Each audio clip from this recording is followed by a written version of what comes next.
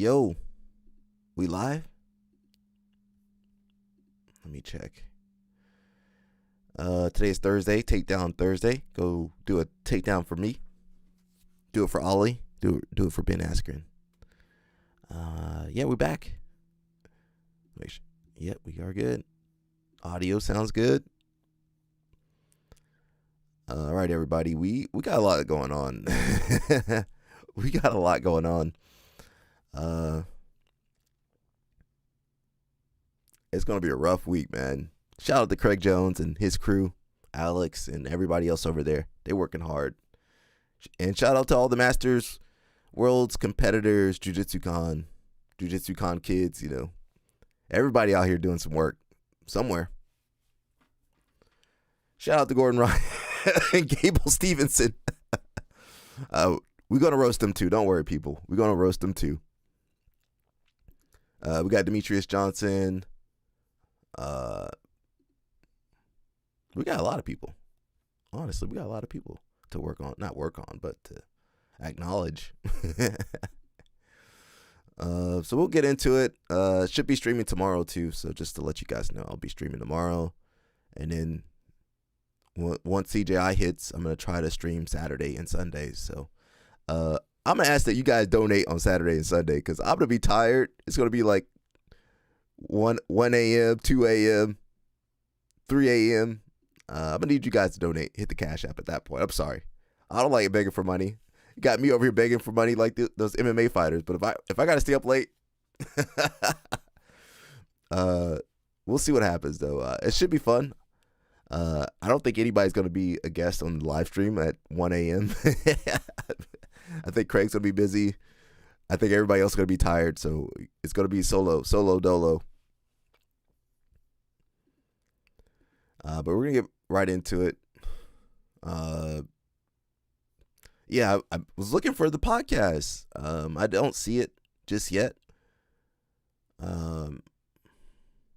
Maybe it'll come out later today. Most creators don't work too early like me. Well, this is early, 10 a.m. Almost 11 a.m. That's early for jiu-jitsu people. But we're looking for the podcast with Mikey and Mr. Craig Jones. My man is doing some views. God dang, he doing some views over here.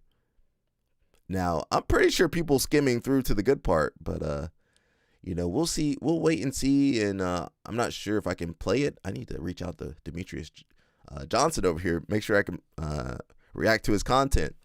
I don't know if he's gonna like that though, so I'll let you guys know, or you guys let me know when it's live, and then I don't think I can react to it on stream, but what I can do is watch it and then immediately react to it or something.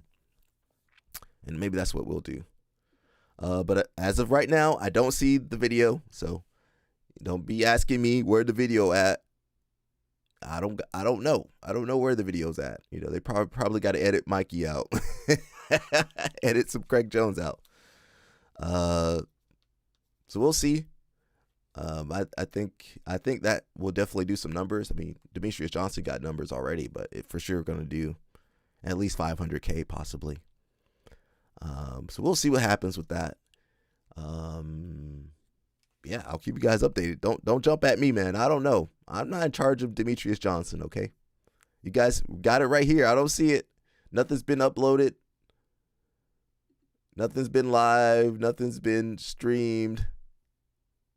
I think he does a video every 7 days. I got you guys spoiled. I do a video every day. You guys spoiled with me. Demetrius Johnson said, you better wait 7 days or 1 day or whatever. Who does his thumbnails? He got some good thumbnails, though. I'm a little jealous over here. Ooh, I like that one. He got some good thumbnails. I need to up my thumbnail game. I'm a one-man show, though. We'll keep it moving, guys. Keep it moving. You got Mr. Craig Jones. Let's listen to him. We're giving away $5,000 worth of the finest quality gear I've ever touched in my life. We don't know the location yet, but it's StreetX, CJI. Check the story. You'll find out. Tomorrow, 8 p.m., we're giving away $5,000 worth of the finest quality gear I've ever touched in my life. We don't know the location yet, but it's StreetX, CJI. Check the story. You'll find out. Tomorrow, 8 p.m. Where could he be going 8 p.m. on a Friday in Vegas that jiu-jitsu people would be? Where would the jiu-jitsu where would the jiu-jitsu people be on Friday or Thursday? I guess it's Thursday. Thursday, 8 p.m. You know, Masters Worlds, I think. Are they going to still be there at Masters World? That would be a good place to stop by. Maybe some schools. Maybe hit up Mikey's basement. Hit up Moneyberg's basement. Hit up some basements, Craig. Hit up some schools. I don't know who got a school out there. A lot of people, apparently. Jiu-jitsu people will take anything for free. They'll take whatever you got. A t-shirt, rash guard, shorts, Moneyberg rash guard. They'll take whatever you got for free. So if you guys are in Vegas, check on his story. I won't be there till tomorrow, so I can't get that stuff. But if you guys are already there for Masters Worlds or whatever, just go. I'm over here slurring my words. I can't even talk anymore.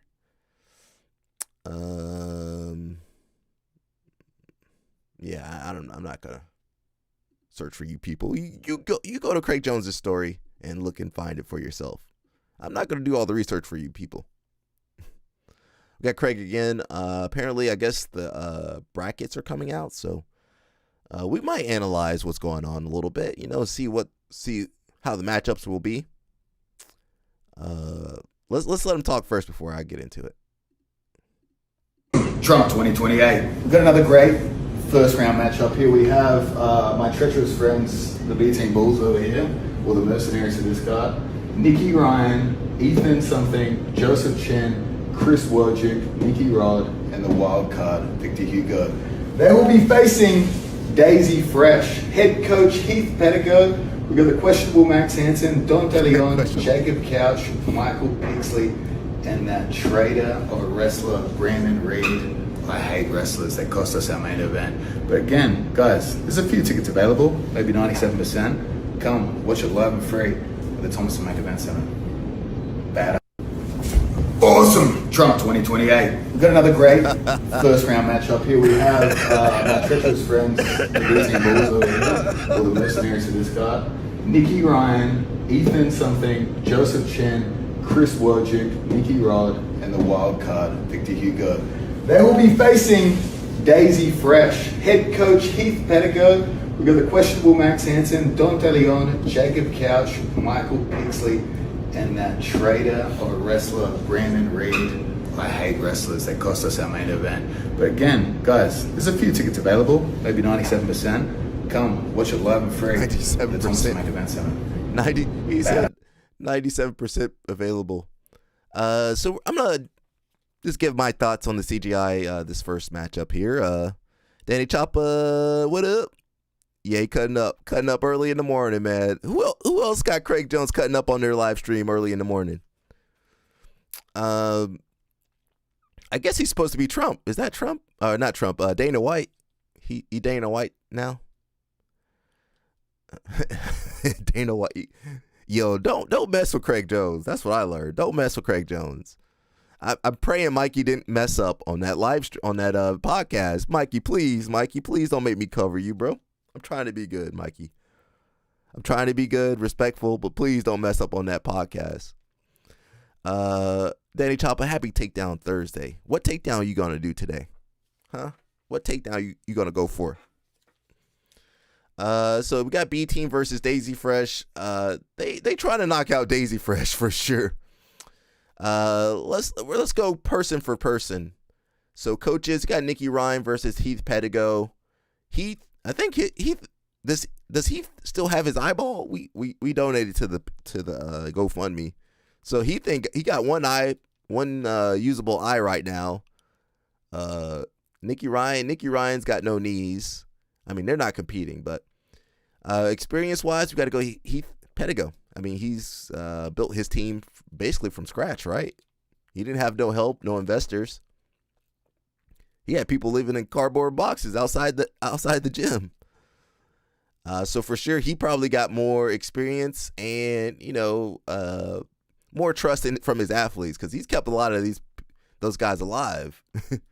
Nicky Ryan, he's really good. He just became a coach recently, as a vocation. So I'm gonna go Heath Pedigo coach over Nicky Ryan as coach. Nicky Ryan is a good technician. I don't know how good Heath Pedigo is. Probably not the best technician, but it's not about it's not about your technique when you're the coach. It's about your athlete's technique. So I'm going Heath Pedigo over Nicky Ryan. I wish I could draw on this thing. Is there a way to draw on this thing? Let me see. Can I draw on this thing? I don't know how to do nothing, bro. I wish I could draw on it. I don't know how to draw. There should be some app to draw on here. We got Ethan Krinelstein over and Max Hansen. That actually is pretty close. Max Hansen has been tearing it up a lot lately. Where's Josiah at? Josiah, right when I thought about it. Where's Josiah at? Max Hansen has been tearing it up a lot lately. He beat Grippo. No doubts about that. He beat Grippo. Josiah going to have some words about that.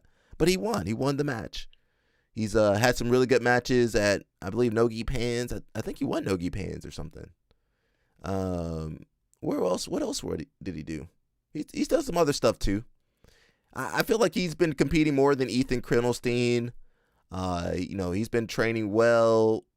Really good momentum on his side. Ethan's good. He's had a couple setbacks. ADCC, last ADCC versus Pato and some other people. I'm gonna go Max Hansen, and I'm not saying Max is more technical or better. I think he just has more momentum right now. So I'm gonna go Max Hansen. And I know they're not. I'm going 1-for-1, but the order is gonna be God knows what. So I'm going Max Hansen. He's got some good momentum on his side. I believe he's younger, and I believe he's hungrier. I think he wants to win more than Ethan does right now. Ethan's comfortable. He's making money. He's famous. He's good. Max is hungry. Danny Choppa, wait, I'm not even thinking about EBI right now. Let me get through CJI first, please, and then we'll get to EBI next week. Danny Choppa says, well, assuming no guard is going to be pulled, we going for the Harai Goshi. All right. Can't remember if the gym I'm going to today starts standing. Well, you stand up and take someone down. You stand them up yourself. Grippo. Grippo might win Jiu-Jitsu Con, but EBI is a different animal. I don't know. It depends on what. Well, Ethan got to cut a lot of weight too. He got too much muscle. I didn't think. Yeah, that Ethan got to cut weight, so that's gonna affect him a lot. Now the next weight class, we got Joseph Chin versus Dante Leon. That's gonna be a good matchup. I don't know what to say. That might be equalized or. It could go either way, man, to be honest. Dante's more experienced, but Joseph Chin, he has a really good mind for the sport. Dante, he's been kind of hit or miss lately, depending on who he fights. Joseph Chin's been pretty consistent. He did have a tough match versus Ty Rotullo, but everybody has a tough match versus Ty Rotullo. Submission wise, Dante, I feel like Joseph Chin, well, neither guy. I'm going to lean towards Joseph Chin. I feel like he goes more for submissions and he's going to be more active a lot of times. Dante can be more, actually they both can be reactive or active. Dante does have more experience, possibly stronger. Joseph Chin more flexible, more dynamic, I believe. Dante's got some submissions too, I think. I might have to look and see. I'm going to put them equal. I'm sorry. I'm kind of favoring Joseph Chin a little bit, but I'm going to put them equal because Dante is good. He did beat Mika Gavao. Joseph is good. He still hasn't fought the top Nogi guys. Or the top guys as much as Dante has. So I'm going to put them equal so they could cancel each other out. Josiah says Max losing to Ethan. All right, well, we'll see. And there's no guarantee that they'll have a matchup. Yeah, there's no guarantee that there will be a matchup with these guys. Can I zoom in? Yeah, as far as I can go.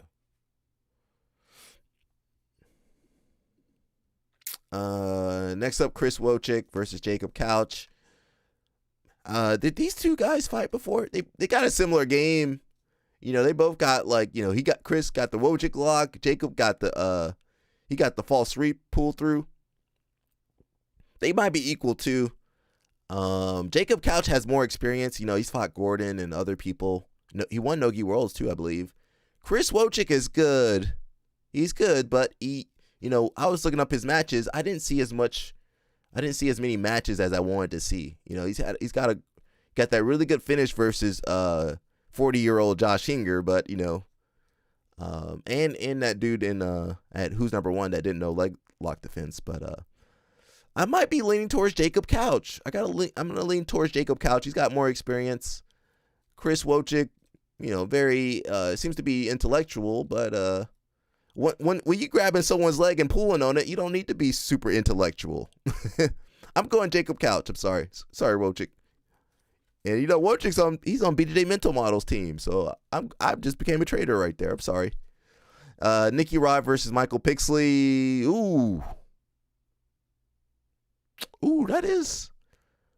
Well, if it's a wrestling match, I'm going Michael Pixley. Is Nicky Rod going to pull guard? Because Michael Pixley ain't going to pull guard. And Nicky Rod, I don't think he has a lot of upper body submissions or anything. What submission is Nicky Rod really good at? Now, he's good at passing, but Michael Pixley might be a better wrestler. And he's got that really good Darce choke or Anaconda. I forget which one it is. And he took out Nicholas Margali. I'm going Michael Pixley. I know Nicky Rod is good. He's one of the best guys right now. But Michael Pixley is better at a lot of the stuff that Nicky Rod is good at, and helps him win. I'm gonna put the edge to Michael Pixley. Is anybody agreeing with that? Michael Pixley over Nicky Rod. Takedowns, Michael Pixley. Submissions, Michael Pixley. Now Nicky Rod might have a better guard. He might have better wrestle ups than Michael Pixley. I don't recall seeing Pixley on bottom. Now Nicky Rod could come through and smash Michael Pixley somehow. I'm kind of leaning towards Michael Pixley. Michael Pixley. I'm picking you. See, I am a fair person. Victor Hugo versus Brandon Reed. Victor Hugo. Sorry, Brandon Reed. I'm sorry, bro. You shouldn't be out there. You shouldn't be out there. I'm sorry, bro. What is Brandon Reed going to do to Victor Hugo or somebody? He ain't going to submit them. He might pass. He might give up his back trying to pass like he did versus Felipe Pena. I'm going Victor Hugo all day over Brandon Reed. Let's see if any comments say differently. Josiah not happy with that. Me talking about Max Hansen like that. Max Hansen beat Gianni Grippo. It's true. It happened. We watched the match together. Any cool comments?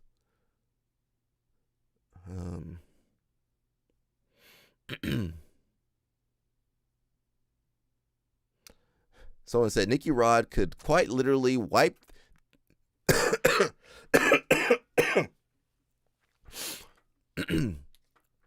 It said Nicky Rod could quite literally wipe that team on his own. Easy first up for B team. He ain't beating no Brandon. He can beat Brandon Reed. He ain't beating no Michael Pixley easily.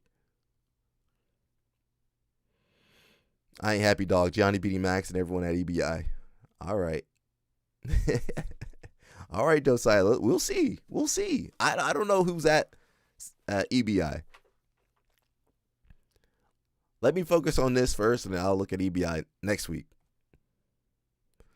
We'll see. I think Pixley. I mean, you can't ignore Max Hansen, Dante Leon, Jacob Couch, Pixley. You can ignore Brandon Reed, though. I'm sorry. I'm sorry, Brandon Reed. I'm sorry, Brandon Reed.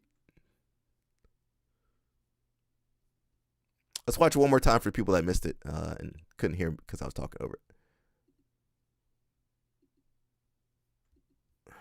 Okay, restart that.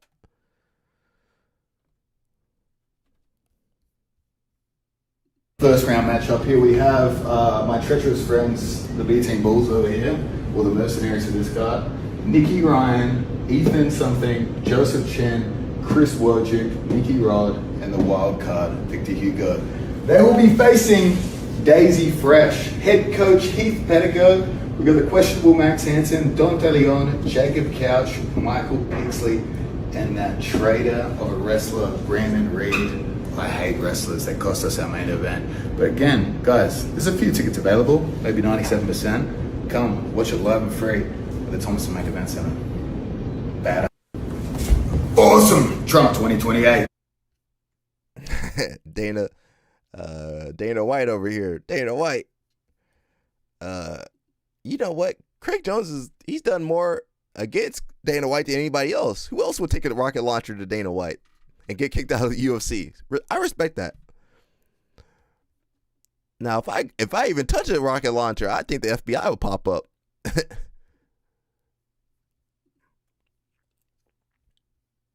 What is that? We got the second matchup. It says Australia versus Tin Planet. That might be a good match. That might be a good matchup. Let's look into it too. Craig is the ultimate troll and he makes it cool. Yeah. The thing is, just because Craig can do it doesn't mean we can all do it. That's something I learned. I can't do a lot of what those guys are doing. You know, I got some repercussions over here. I can be easily dealt with.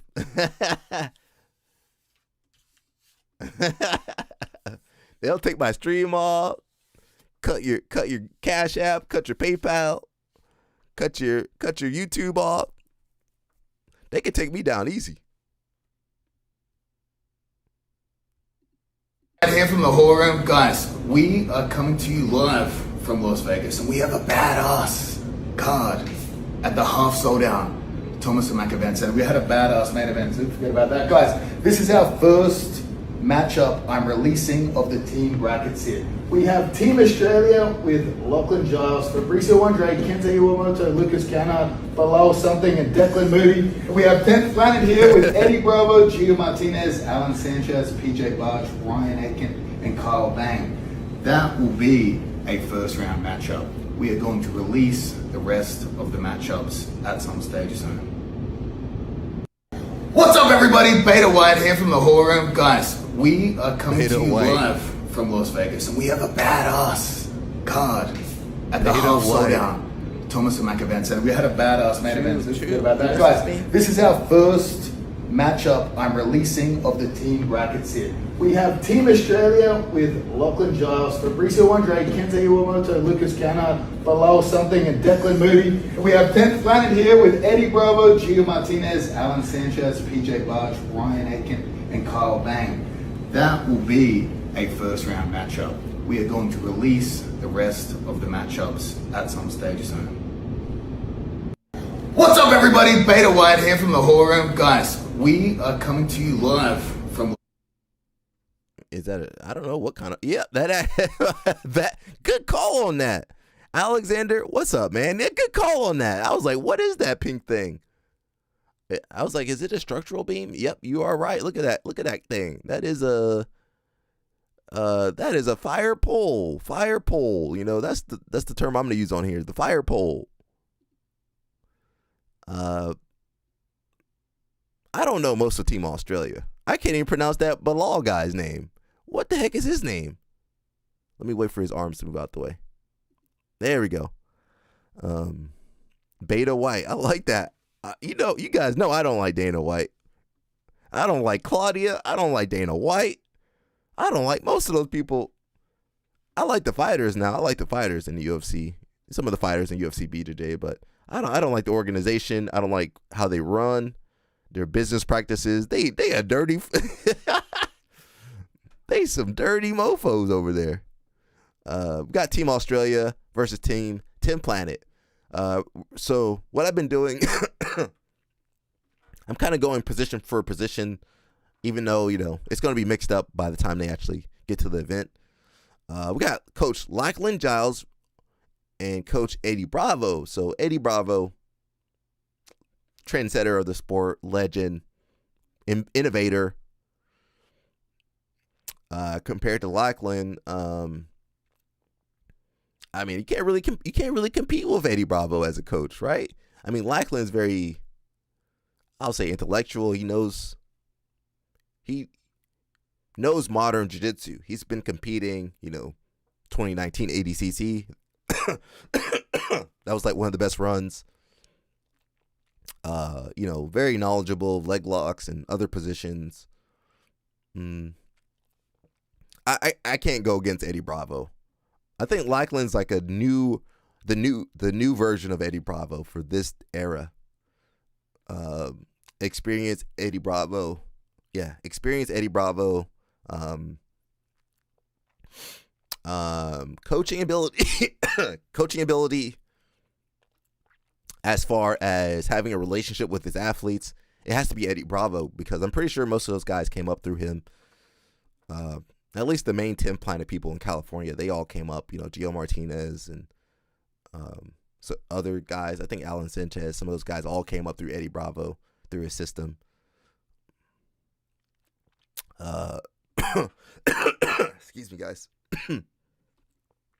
Grab some water.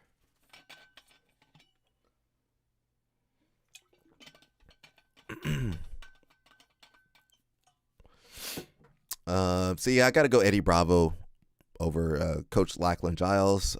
He's not gonna beat the legends, bro. Even though Lachlan is good, he's a legend in the making. Arguably, he is a legend now. Next up, got Fabricio Andre over, Fabricio Andre over Gio Martinez. Gio, he older than me. He's in his 40s, I believe. Maybe just turned 40, possibly. Fabricio's in his prime. He's strong. Good luck, Gio. I'm going Fabricio Andre. Now, Kenta over Alan Sanchez. I don't really know Alan Sanchez. I have seen Kenta. We've seen Kenta fight Mika and other athletes. And, he stepped up time and time again. I don't know Kenta's submission rate, though. I don't know his submission rate. I don't know nothing about Alan Sanchez. So that one's a toss-up for me. Kenta's good, but he's more of a wrestler, positional fighter. Alan Sanchez, I have no idea about him. Lucas Kennard and PJ Barch. They're in the same weight class? PJ Barch is too undersized for that weight class. Although he is a very good submission artist. I believe Lucas Kennard is, probably, he looks like he needs to cut to get down to, is that the kid? Is that the guy that beat Victor Hugo? I think he might have the size advantage, comparable leg lock attacks. PJ, I don't know how he does at 88 kg with bigger fighters. He has really good submissions and really good wrestling. So, and he's had some really good matches, highly debated matches versus like Mika and others. So I'll give the edge to PJ, but I think Lucas Kennard has more size. He's a better fit for the weight class. So, I think I'm gonna go PJ Barch for the culture, but I think Lucas Kennard probably gonna have the size advantage and comparable leg locks. I don't know who that Bilal kid is. Aiken is good. He's probably got some of the best leg locks on this team, Team 10 Planet. A lot of outside heel hook finishes. Good size. Pretty strong. He did have a tough match versus Roberto. That it was a tough match. Anybody could have lost that match. I'm gonna go Ryan Aiken. And then Declan Moody. Is that the big guy that trains out of he trains out of B Team and Kyle Bohm? I don't know. That's a toss up. That could go either way. That could go either way. Declan looked good. Is he the kid that fought Felipe Pena and got caught with the Darce or Anaconda or whatever? Kyle Bohm's good. We don't really hear much of him though, so maybe Declan Moody might have the edge. So we're going to pop over to Reddit. Let's see what they got to say. If you guys just joining us, today is takedown Thursday, so make sure you do a takedown for me. It don't have to be no high amplitude throw or something. Could be something cool, something small, something little foot sweep or something. I don't know.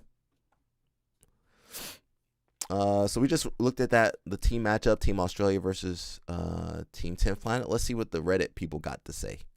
They always got something to say. Someone says, I honestly can see Fabricio taking out the entire 10th Planet team. Nah, he'll definitely get tapped by somebody, maybe Aiken or someone. I want to see him Uchimata Kyle onto his head. That is possible. Now, Fabricio is one of the best small guys to do, fight against bigger people.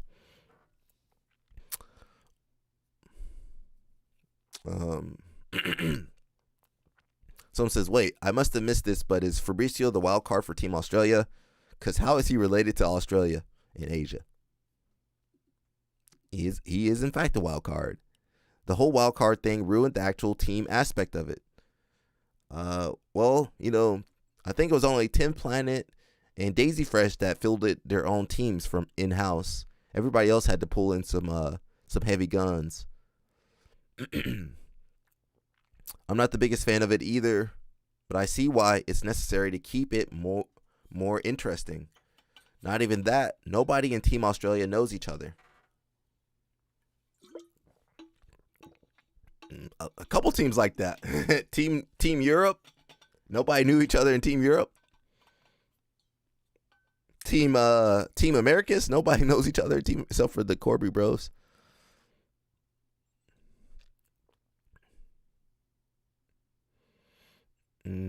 Oh man, Hokage is gonna murder Gio. They might not go against one another. Craig with the Andrew Tate profile and Steve Jobs fit. No, he's Dana White. Think he's trying to look like Dana.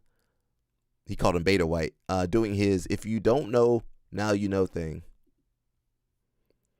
This is actually a really good matchup. So is the B Team Daisy Fresh match. Fire matchup. Really hoping to see Kenta versus PJ. That would be a cool match. I'm guessing Kingsway versus Europe and Atos versus Americas. Besides the obvious Fabricio, excited to see what Kenta and Declan bring. Declan looked like a monster in the Giles trials. I feel all it takes is X is able to take whole team Y are not taking into account fatigue. They got medicine for that. These people don't get fatigued, not for $200,000. I don't think there will be even 3 subs by one person in CJI. Well, Mika Gaval could do it. Pato could do it. Aiken, depending on who he fights, Aiken could do it. Wojcik could get some ankles and heels. Maybe a couple guys got good submissions. A couple people got good submissions over there. Don't count everybody out. Someone says, I don't know why you're getting downvoted. You're right. I can think of exactly one time that someone did sub an entire team, and it was Lachlan Giles against guys who weren't really at his level at the time. At an event like this, where big mismatches are few and far between, no, there's going to be a lot of mismatches. What are you talking about? Nobody's beating a whole team. Well, if the coach is messing up, if Greg Souders is messing up, then he could lose. Greg Souders could sacrifice his whole team. Says, I don't think you know about EPO. Yeah, some of these people are going to do everything. I imagine Tim Planet won't make the same mistake as Quintet and put Cal Bohm last again. They put Cal Bohm. Don't rely on Cal Bohm. Aiken, you might be the anchor, bro. Mushmasher, what's going on? Yeah, don't rely on Kyle Bohm. What he gonna do? I did Who's Number One time, and that mofo was in there doing some mushrooms in the bathroom. And the only reason I know that is because he was filming, taking a story of that. They couldn't even find him. They're like, where's Kyle Bohm? Check his stories. He over there doing mushrooms before the match. And that's the one when he fought Gordon Ryan, sorry. Don't put Kyle Bohm. Yeah, why is Kyle Bohm out there? They didn't have no Big Ten Planet people. I guess they don't have no big. They should have put Boogeyman. Boogeyman, he too old too. Gio Martinez, he too old as well. Says he should go first and counter whichever big body they start with. Well, you don't know the order, right? He's a. I mean, he was. I fought him one time. He was tough, but I mean, what is he doing now? Does he even compete? He been super quiet. That's what I would do, especially since it works Pokemon style after the first round and not a setup lineup like traditional quintet. You want to play your first pick safe, and then you can more carefully select from there based on what your opponent has out, or at least their remaining options. Craig needs to work on that handwriting. You mean Dana White? Gio Martinez lost to Grippo. Did he? Yeah, he did. Gio Martinez is 40 years old, though, bro. He shouldn't be out there fighting anyway. I don't know if they got the other matchup. Let me see. We on Reddit right now. I'm looking for the... Oh, we do have the other matchup. Let me just pull that up. So that was the one matchup versus Tim Planet versus Australia team. Now we got B team versus Daisy Fresh. So we already know Daisy Fresh getting sacrificed to B team. We don't have the things listed.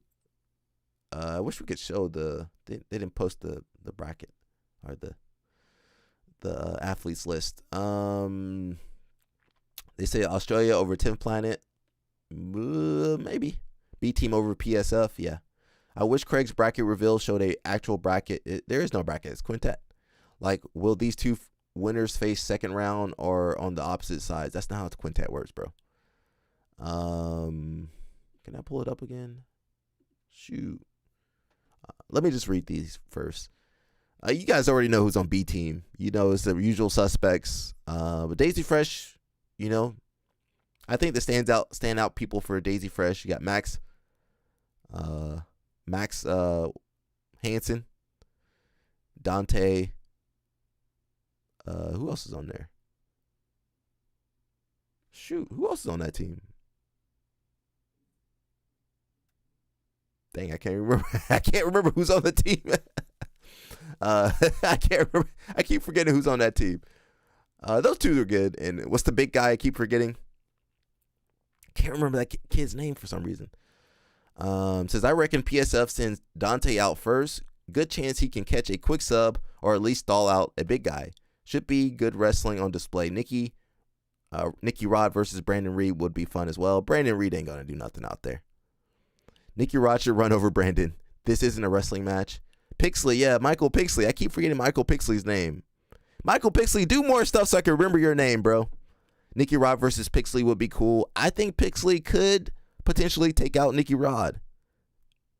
You know, Pixley is a better wrestler. We'll look at some of his matches.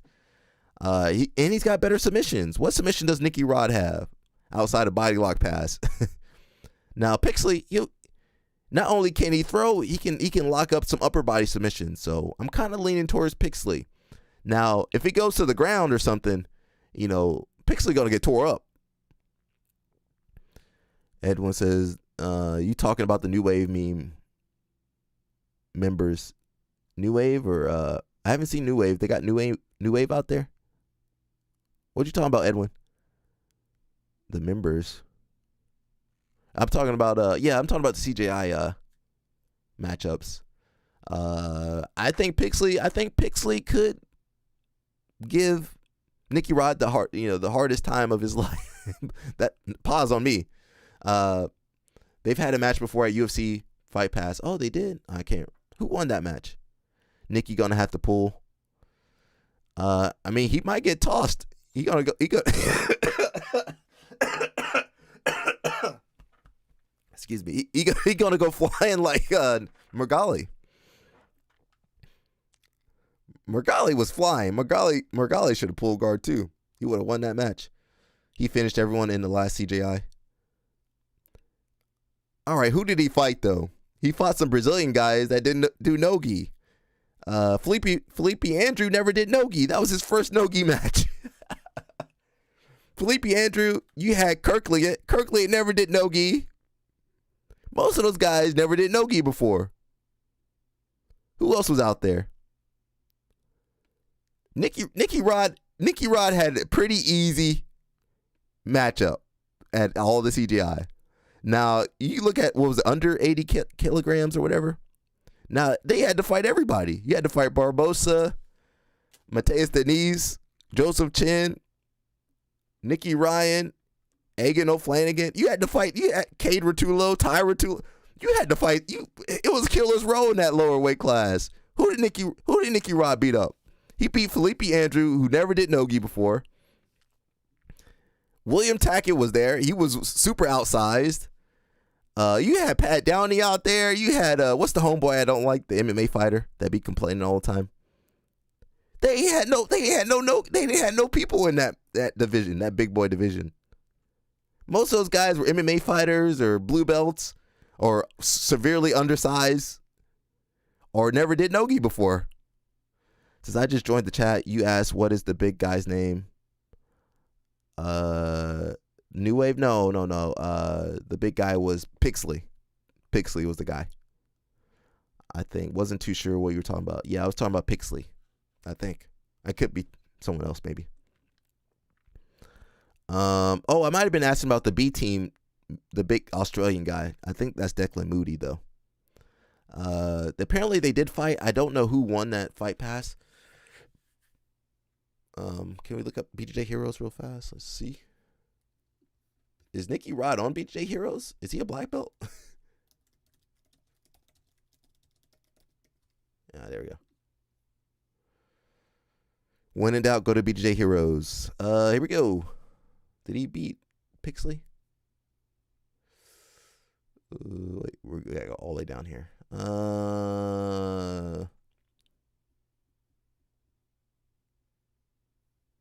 He beat Pixley by rear naked choke. Okay. That was last year, though. Was that after ADCC? He didn't do ADCC. So it was after CJI. Okay. All right. So he does have a win over Pixley. Okay. All right. I didn't see the match. He did lose versus Victor Hugo. Let's see.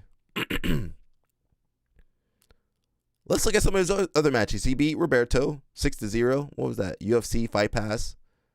All right, he beat Roberto. He beat Mason Fowler 6-0. He beat Max Jimenez. Okay, that's just a big dude, bro. Them big dudes ain't got no guard. Owen Lively, he a judo dude. He ain't got no guard. He beat Adam Bradley. Adam Bradley's kind of big. He's bigger now. I mean, once he passed, he could beat him. He beat Felipe Andrew. Felipe Andrew never did nogi. He beat some tough guys, but it's not comparable to the other weight class. Max Jimenez is a big, kind of slow dude. He was tough, though. Owen Lively is a nogi judo dude. Adam Bradley was undersized and, he undersized. Shouldn't have really been out there for that weight class. Felipe Andrew never did nogi. That was all those matches he was supposed to win. He didn't have no challenges. Who was challenging? Who was there that could challenge Nicky Rod? None of those guys could challenge Nicky Rod. Now Victor Hugo was in the division. That's true, but he got taken out. So maybe I'll eat my words on the Pixley match. But I think hopefully Pixley was training. This is why. What does Pixley have other than wrestling? He's got submissions, bro. What are you talking about? And isn't Nicky Rod the one best equipped to negate that? I love watching both athletes. I just don't see how Pixley can make it competitive at all. They already had a match last year, and it was competitive. It wasn't very competitive. Pixley did fine on his feet, and once he got to the ground, Pixley got cooked. How did it get on the ground, though? Gianni Grippo can challenge Nicky. I think Nicky Rod will kill Gianni Grippo. Once Nicky Rod locks up his body lock against Gianni Grippo, that's it. There's no ecological way to escape that. He done. Someone says needing to get the sub in a short time. Oh yeah, we forgot about the time limit, guys. There's not no 10-minute, five round matches, 3-round matches. This gonna be one match. What, 5 minutes or something? He ain't gonna buy you like nobody in 5 minutes probably. Says needing to get the sub in a short time could change the dynamic this time quite a bit.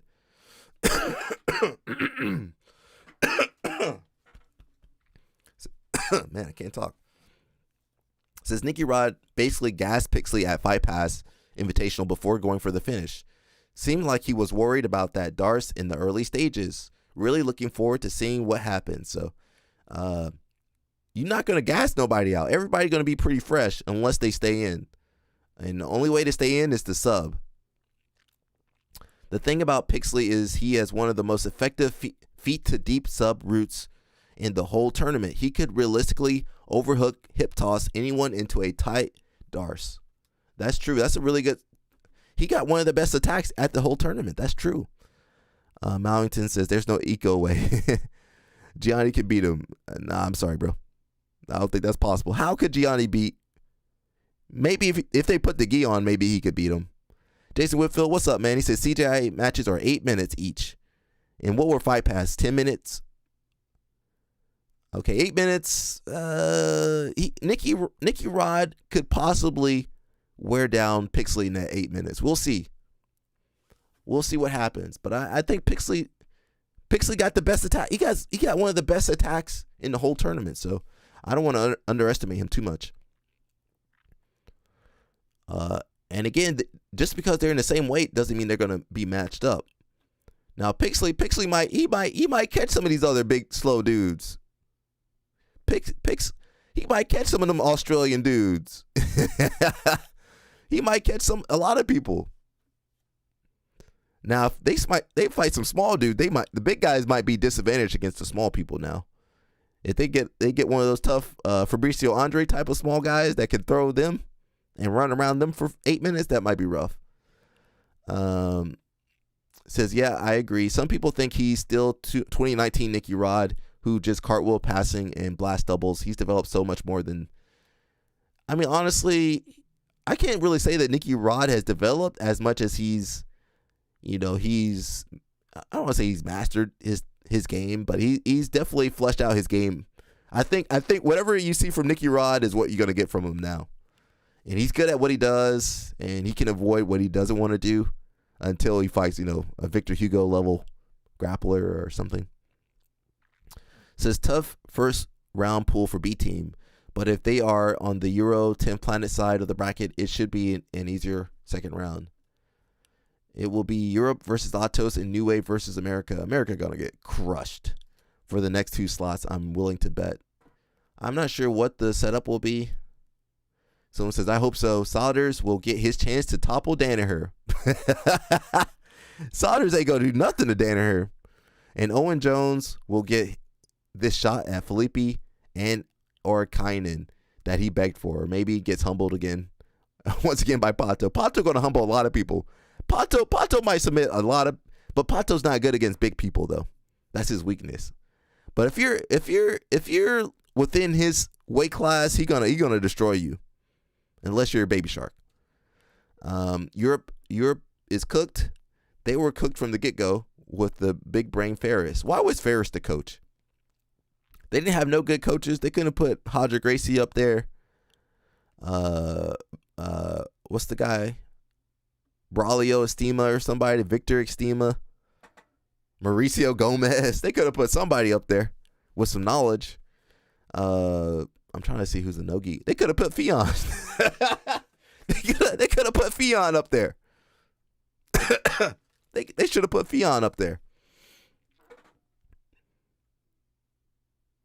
There's a lot of people they could have picked instead. What's the Irish guy? What's the Irish guy? I can't remember his name right now. He lives in Spain now. Who knows the Irish guy that lives in Spain? They used to be Fion's coach. They could have put him out there. I can't remember his name for some reason. Dara Okano. Yeah, they could have put Dara Okano out there. They could have put a lot of people. They could have put Tommy Langecker out there. They could have put Rosinski out there as the coach. They could have put Alan Finfu, who just made a UFC champion. They could have put Finfu out there. He got some time off. They could have put anybody from Europe out there. Yeah, I don't know, man.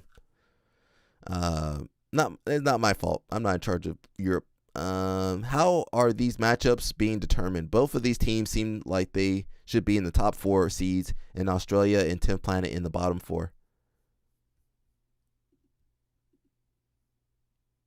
The 4th seed slot isn't very clear. Obviously, B Team, New Wave, and Atos are top 3.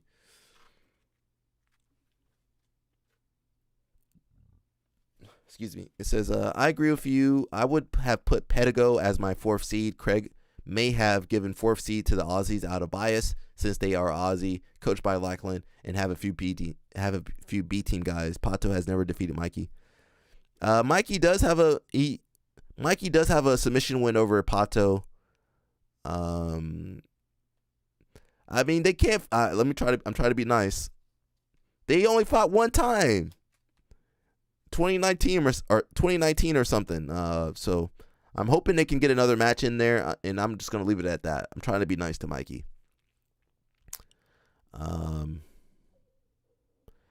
I would like to see them fighting. Jason Whitfield says, if you are the 4th or 5th fighter in line on your team, you may not even compete if someone on your team gets hot and starts submitting people, which is fine. You still gonna get 200K. I don't care. If you're on a team with Pato or somebody that can submit people, Mika Galvao, you think I care about if I can get 200K and I don't have to take damage or do no work? I'm happy. Let Mika Galvao beat everybody. I'm going to let Mika take everybody out, and I'm going to get that 200K. And I'm going to celebrate like I tapped everybody out. I don't care. I don't care if I didn't tap nobody out or I stalled somebody out. I'm celebrating everybody. I'm celebrating regardless. $200,000. Hey. Yeah, I'm going to celebrate. I don't care who out there fighting.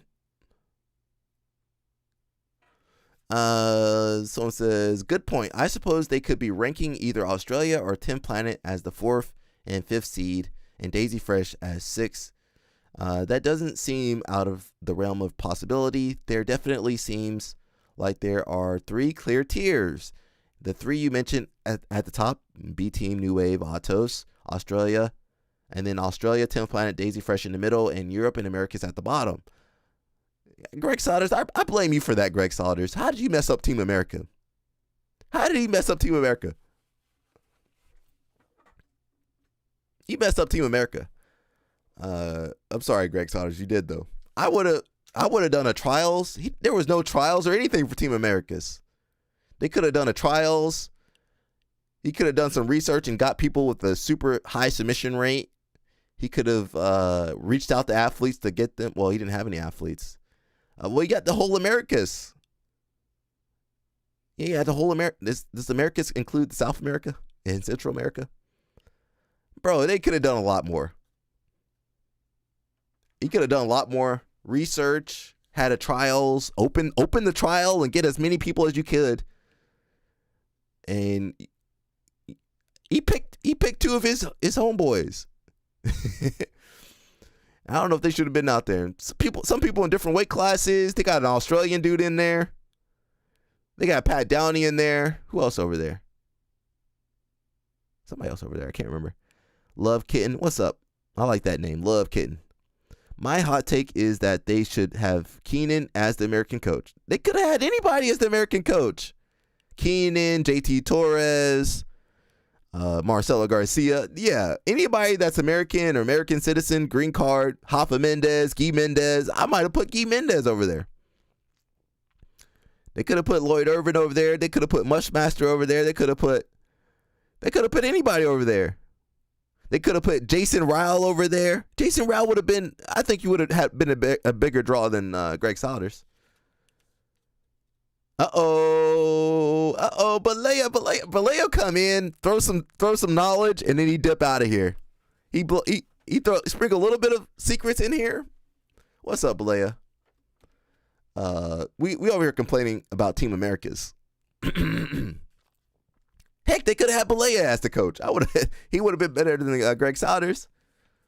Balea could have been the coach. I could have been the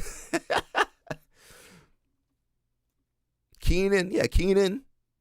Who else would have been good? Yeah, Jason. I think Jason Rowell could have been. He could have been that. I think Jason Rowell should have been the coach or something.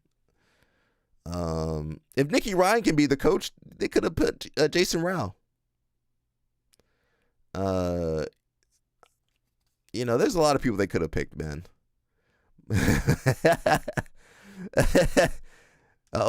Pasta making. We're gonna have you versus Mikey. Have you on the bake-off, the cook-off. They could have picked some better coaches for Team Americas. They could have had a trial. They could have done something. I don't know. Now, when Team Americans get stomped out, maybe Corby can do well. I think Elijah Dorsey in the wrong weight class. He's not a submit. In the gi, he does a little bit more submissions, I believe. They got Pat Downey, who I like, but I think Pat Downey was cutting weight for something. Didn't you guys see that? Pat Downey was losing weight or something. Let me move this back here. I'll go back to that in a little bit, though. Yeah, I believe Pat Downey was cutting weight. Balea cooks, Cobrinha bakes.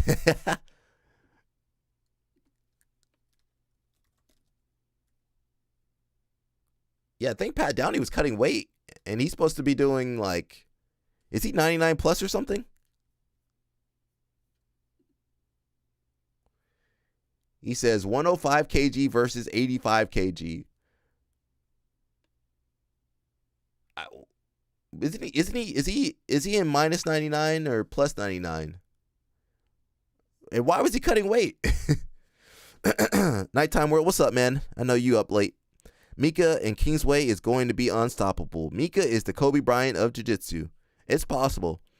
The only way to beat a Mika Galval is to throw a Balea, two big news coming. Man, Balea, what's going on, man? We need more information, Balea. Is somebody pulling out a CJI? Is the podcast coming out with Mikey? Is Mikey going to be fighting? What's going on, Balea? Let us know. The people want to know. Did Craig get he got a match? Is Gable Stevenson coming back? I'm throwing stuff out there. Is Gordon going to fight? Balea got all the information.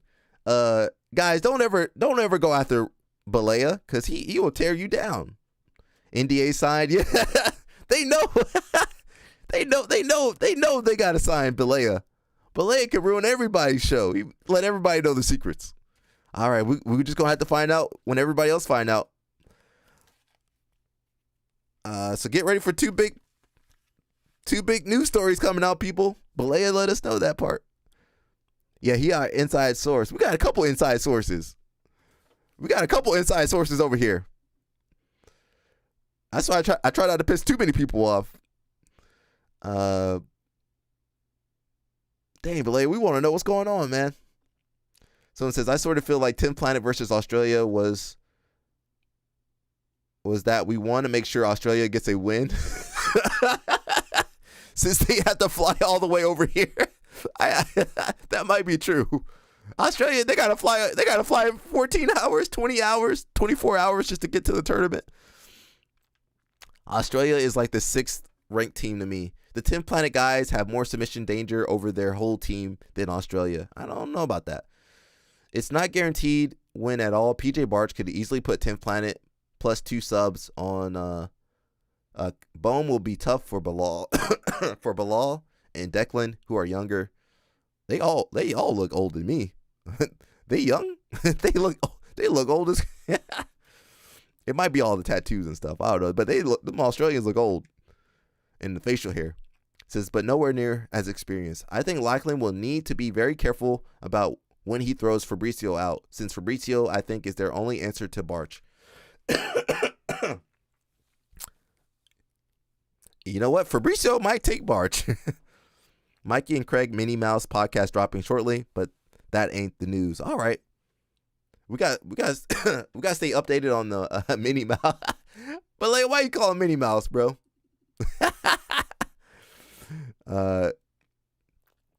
I don't think I can play that live stream or the podcast, but what I will do, I will try to maybe watch it and react to it later or something like that. I have no idea. We'll see.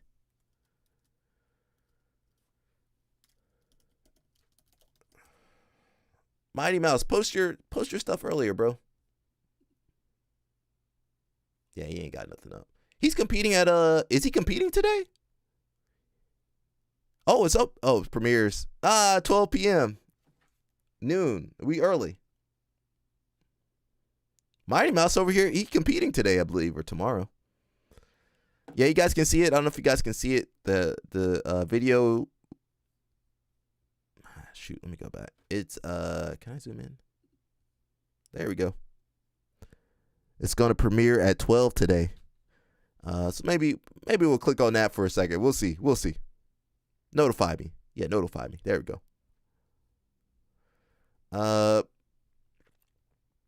We'll see what happens. And Balea said that ain't even the good news. What's going on today, Balea? Is IBJF gonna pay some money? Pay the Masters people money? Probably not. Go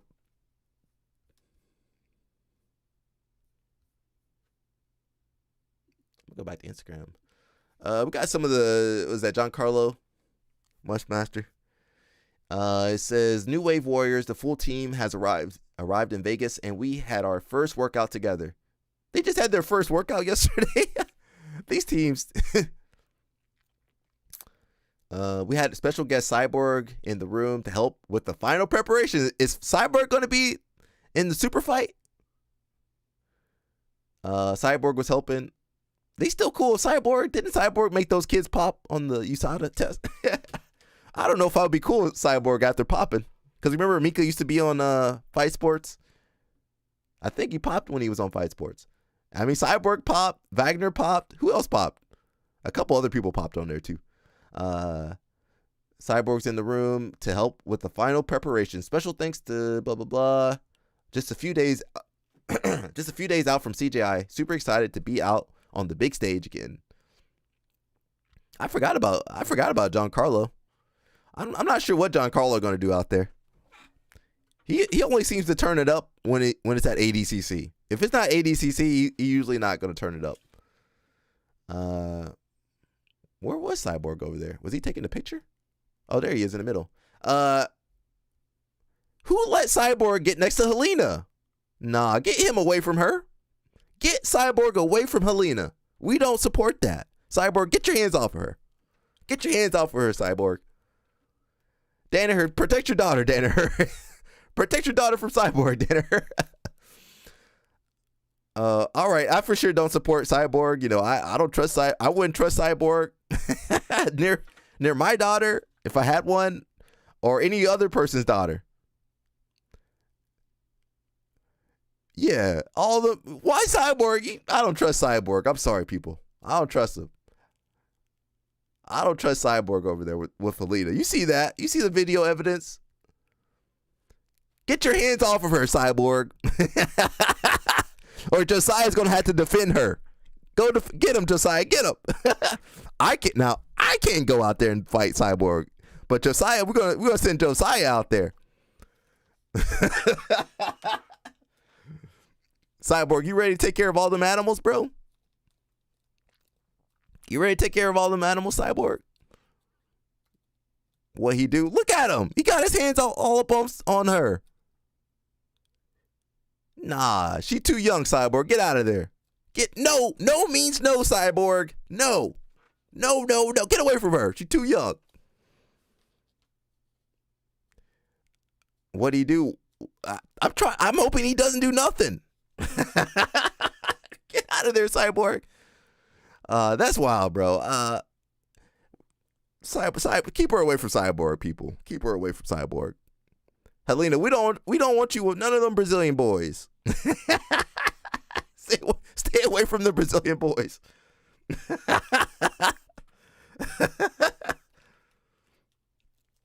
All right. Is she even 18?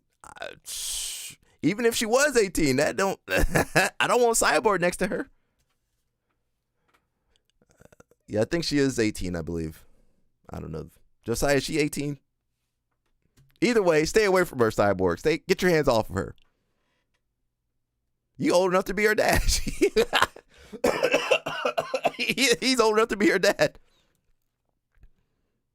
I don't support this stuff, guys. I don't support whatever that is right there. I don't support that. That ain't what we support on this family channel here.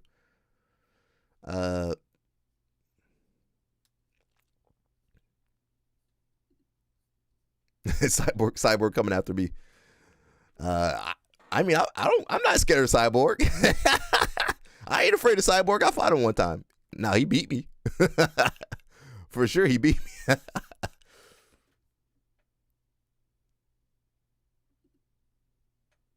She way too young. Yeah. I think he got a girlfriend. I mean, that ain't stopped no Brazilian person before. Marriage and relationships ain't stopped no Brazilians before. I'm sorry, Brazilians. I love you guys. But let's be honest, that ain't stopped no Brazilian. Having a wife or kids, that ain't stopped no Brazilian ever. If he had his arms around Gianni, I would have flown down there and stopped that.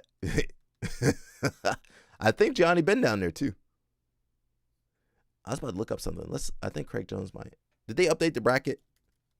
All you need is the jab to fight these BJJ dudes. Yeah. Who was that? I don't know who that is.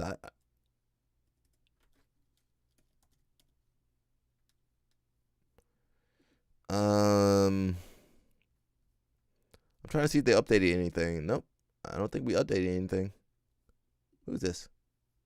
Me a nigga that get trained by John Jones and Gordon Ryan bag out the fight with a turf toe injury? What the fuck type of shit is that? Nobody cared that you was scared, bro. It's cool to admit you was scared because niggas was finna come up a bag off you. I had all my money on Craig Jones. Is you crazy? This unknown Chanel Sonoan, I don't even know who that is. Like, y'all got anybody trying to scrap my boy. Can we get some real comp? Damn. All at the point, nigga, I'm locking in YouTube Live. Nigga, I got all my money on Craig Jones with the knockout first rounder. Ain't no way in the world y'all thought a nigga named Gabriel was finna fight my nigga Craig. Like, let's real life be serious. Craig would have pummeled that nigga. Real life. Literally getting trained by niggas who bag out of fights all the time, and all of a sudden you bag out a fight over bullshit injury. Like, let's be realistic here. You knew you wasn't finna last with him. Just keep it a buck. You wasn't finna last with him. You got a bum ass nobody trying to fight my boy. Let's go ahead and hurry up and get the dub out the way. Like, what's the point of having muscles you gonna bag out a fight? What the fuck?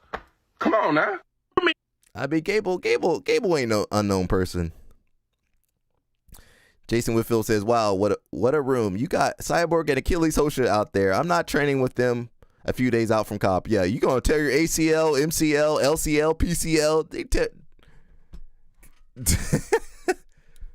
They'll fight sports people. I ain't never seen fight sports people go light. You ever seen a fight sports person drill or use technique or really anything like that? They be kicking each other. They be paralyzing each other left and right. Hey, I'm good. Yeah, if you get it ready with the fight sports people, you tell them you good if you want to make it to the event.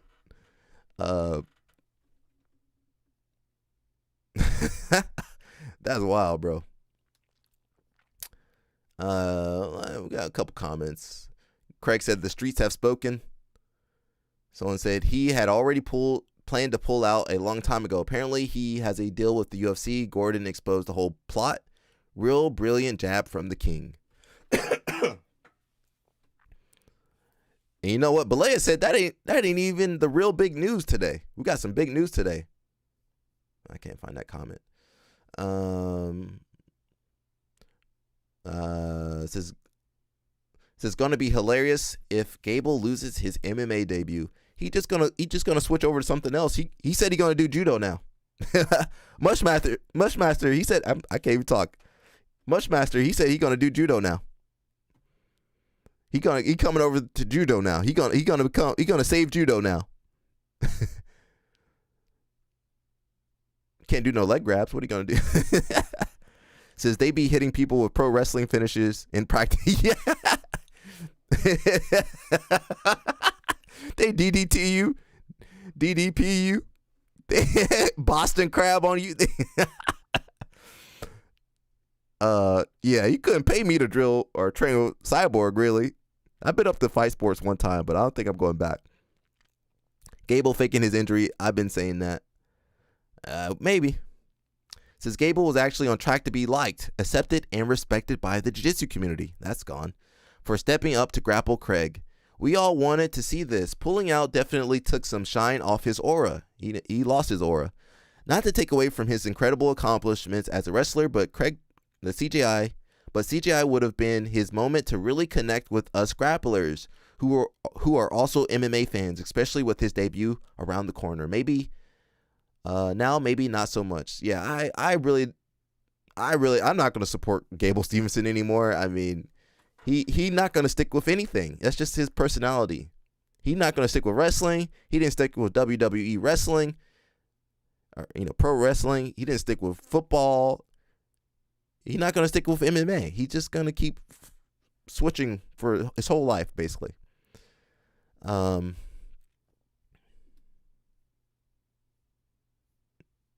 of my comments coming up. It says Gable, they hit that kid with the 3D. Oh yeah, they're gonna.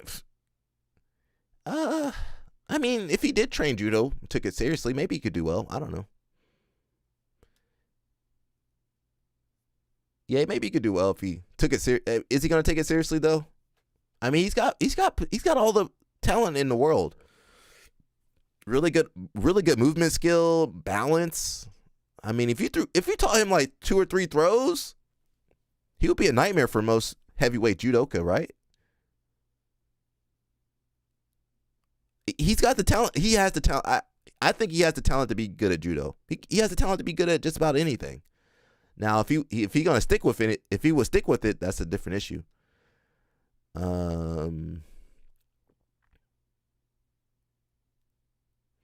Says Gabe ran. Olympic gold medalist ran from a jiu-jitsu guy. Craig Jones is this. I can't say that.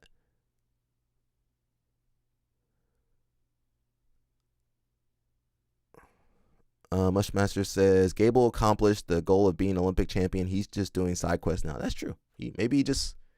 Unfortunately, he accomplished his goals, his life goal, too early. So, I mean, he has no other goals. He'd be a nightmare in the U.S. for judo. I mean, imagine a guy that can move that well and teach him like 2 or 3 throws. Bro, you'd be a nightmare. He too fast for most big guys to deal with. Yeah, he too fast. Maybe a Seyanagi or something. I don't know. He's good at. I don't know what his throw would be. You know better than that. You know better than me than that. But if he taught him a couple of good throws, and he's already an Olympic champion, I mean, he could be the first person if he wanted to. He could be the first person to do, judo and wrestling Olympics in America. He's that talented. We got Mr. I didn't even say that. I didn't even see that shirt on. When did Craig put this on? Let me look at this first. Boys, how could I get my black belt without doing all the training that I've been doing? How does that work? Hey.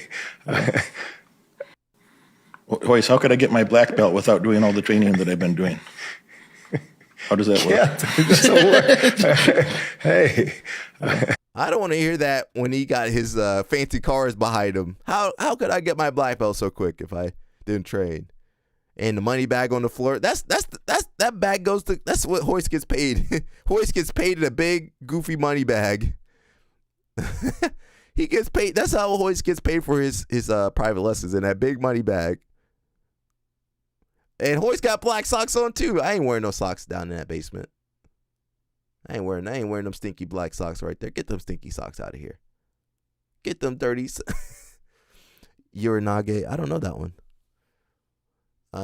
Is Hoist broke or something? He just likes money. I doubt he's broke, but everyone's got a price. He could be well off, but wave 250 to 500K in his face, he'll bite it and just give him a black piece of cloth. Don't think Moneyberg has that much money. He's been broke for a while, had to sell his eyebrows just to pay rent some years ago. Gable would get out-gripped. He would suffer in judo. Now, look, I'm saying let him. Mushmaster said American judo. He said U.S. He said U.S. for judo. We ain't got judo like that. Now, and let him train for 3 years. In 3 years, you telling me he can't out-grip people? Nah, I think 3 years of hard training, he could probably make the Olympic team, I think. You don't realize how Gable Stevenson, he's a super athlete, bro. I mean, look at him wrestle. He be moving, he be backflipping. What? Show me a judo guy that big that can backflip. Let me know. Can Teddy Reiner backflip like that? Says, have you noticed how wrestlers always come over to jiu-jitsu, but jiu-jitsu guys never go to wrestling? That's not true. Lovato did the U.S. Open. You're going to see a lot more crossover, I think. But it tends to be jiu-jitsu wrestlers go to jiu-jitsu. What does that say about jiu-jitsu compared to wrestling as far as difficulty? It says that wrestling or jiu-jitsu is easier. Well, there's less barriers to entry. Like if you want to wrestle, there's trials, there's teams, there's tournaments. But I think you're going to see more crossover. Also, age-wise, most jiu-jitsu athletes are older, so, it's hard to get into wrestling. You 25, you trying to get into wrestling. Good luck. I think things are changing. You're going to see more jiu-jitsu people going into wrestling. We saw Ryan Hall wrestle a little bit. We saw Lovato did it this year. He did the U.S. Open. It says, Mushmaster says, give Gable a year of grip fighting and he'd be a problem. I mean, he can do a backflip. He 280, 260, he can do a backflip. Running, jumping, flying backflip. Jiu-jitsu is the easiest of the three. I mean, honestly, say you want to do a new breed or a Naga, you could sign up the day of. What wrestling tournament can I sign up the day of, no experience, and just jump in there and grapple? Now, should you do that? Probably not. But you can. I can't just jump into a wrestling tournament without, I guess maybe U.S. Open you can. You got to at least have you got to at least have a USA Wrestling membership. You got to pass the background check and do the safe sport training before you can even dip your toe into wrestling. Now, if you want to do jiu-jitsu, you just got to pay money. You just got to pay money. You can do it whatever tournament you want. He says, hell no, Kumi Kata takes forever to perfect. Gable would suffer in the gi, however, he would make the U.S. team. Yeah, we just said he would make the U.S. team. I said he could become an Olympian. I didn't say he would be an Olympic champion. But Gable's good. Training and competing jiu-jitsu is the easiest. It's also got the less barriers to entry, right? Everything judo, you got USA Judo won't let most of us in there. Especially no gi. Now, if you're talking about gi jiu-jitsu, can be a little bit tougher. You can't just jump in blue belt, purple belt. Now, no gi tournaments, if you want to do ADCC Open or ADCC trials, you don't need no experience. And that is one cool thing about jiu-jitsu. You could be a judo black belt, no jiu-jitsu experience, or wrestling, high-level wrestler. You want to do ADCC Open, ADCC trials, go ahead. You could do whatever you want. But we don't have that same leeway with other sports. I think Gable could do well.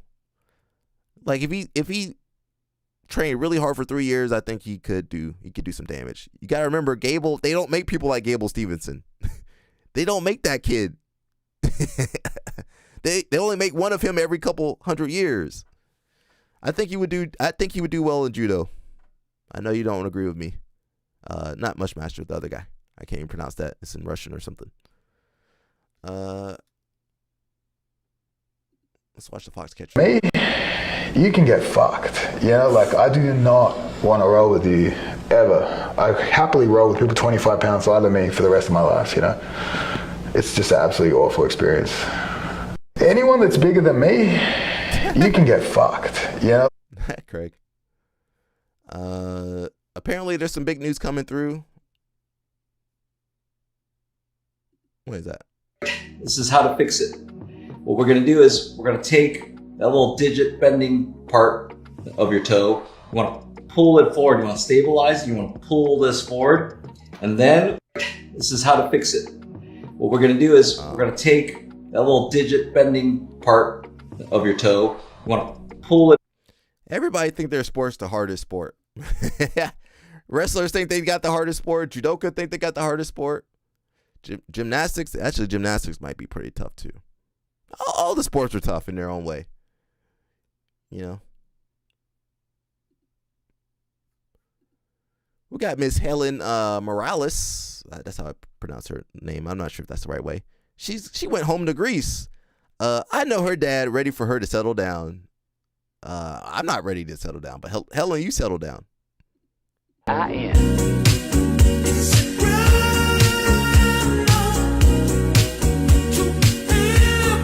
Can't play that song. She enjoying Greece. I guess she getting ready for the World Championship. What's she doing over there? UK locked in. What's up, mates? Bruv, what's up, bruv? You know, I don't know how the UK slang goes. Shout out to Helen. You know, I'm a big fan of hers. You know, she's one of the most technical wrestlers I know of. BJJ guys dunking on an Olympic champion is absurd. Yeah. I mean, he wasn't going to win the match, but he's really good. He's a good athlete. I mean, look at Nicky Rod, look at Michael Pixley. You let these wrestlers get some jiu-jitsu knowledge, they hard to deal with.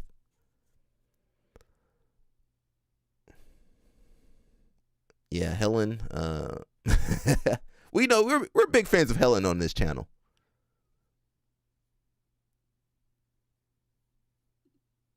And Victoria. Nothing beats a Jet2 holiday. And right now, you can save £50 per person. Hey. That's £200 off for a family of 4. And look, those wrestling girls doing judo moves, huh? I don't want to hear wrestlers can't do judo. They can do some throws and stuff. I think they both have judo experience, though. Heck, judo. We might need to get these girls on the judo team. Get them on the judo team. I know it's a different sport. I know. Come on, play. Have some fun. Have some fun, okay? It ain't all got to be serious. Why everybody so serious? If these girls want to be on the judo team, they could be on the judo team. Who else gonna make it? Victoria, what you wearing over there, girl? Let me get out of there. Let me back out of there. This is a family show. Family program over here.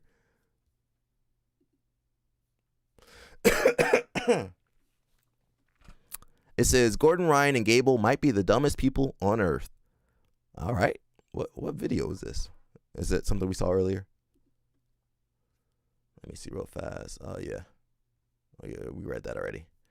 It says admitting to a breach of contract publicly is definitely a choice. I mean, if people are gonna jump out the contract, I mean, that's pretty bad though. I don't know if you guys can see. Can you guys even see what's going on over there? If I move it like that. There we go. Hey. It says, this comment by Craig Jones, holy. The entire B team didn't pull. I can't say that one. Dang. Dudes, Gordon intentionally uses verbiage like pull out because he knows you will shame him. He likes getting shamed. It makes his PP hard. Stop giving him free real-time interactive jerk material. Make him pay for it like everyone else. Did Gordon divorce her? I know she hasn't been around. Just to be clear, there was never a marriage.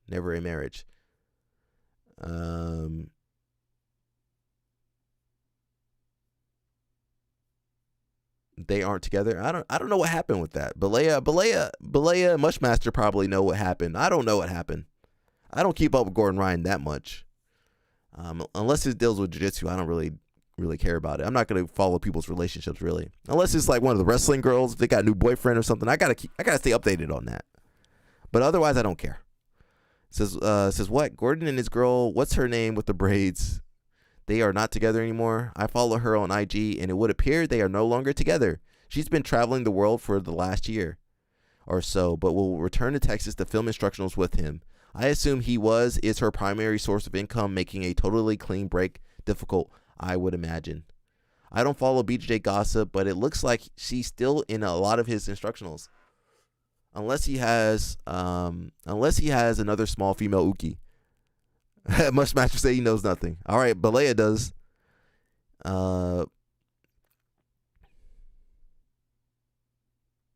Says, yeah, I remember either a podcast or someone posted a video from a seminar where he was addressing her as his wife, which would make sense, especially if they're not together anymore. And seeing that she wasn't actively working beyond Instagram sponsors probably. So if they did divorce, Gordon would have to be giving her a large amount of spousal maintenance alimony, which can explain how she's able to afford to travel as much as she has recently. I kind of miss when all the BJJ stars were Brazilian and I had no idea what middle school drama they were up to since it was all happening in Portuguese. Yeah, Brazilians stay in drama too. Yeah, it's just in Portuguese.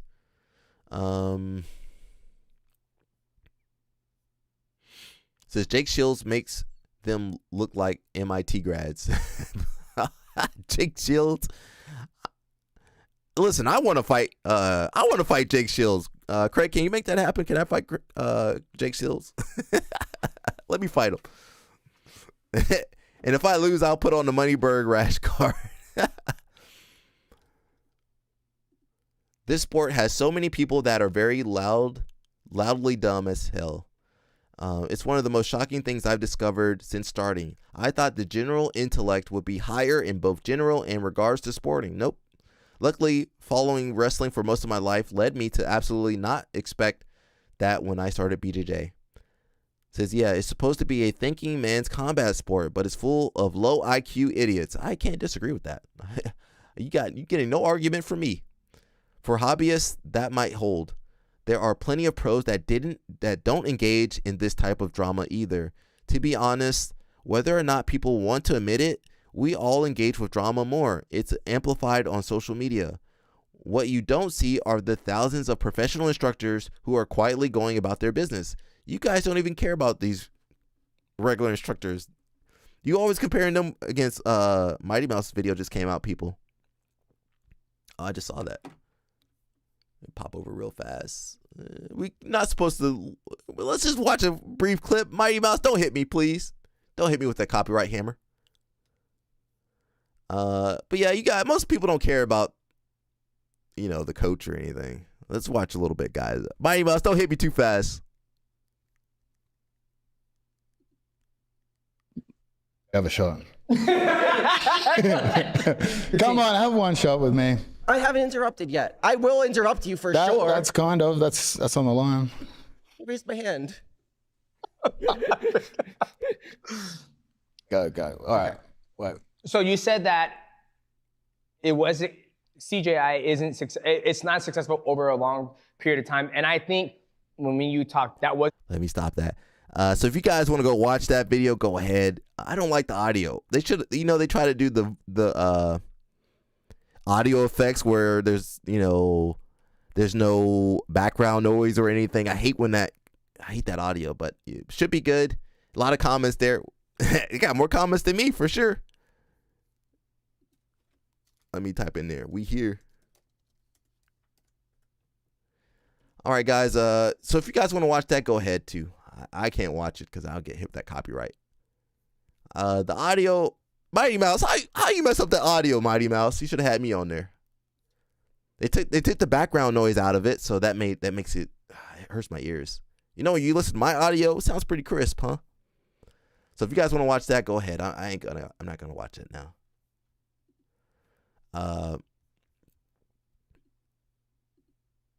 I'll keep going. If you guys want to watch that, go ahead. If you want to listen to Mikey, I won't blame you.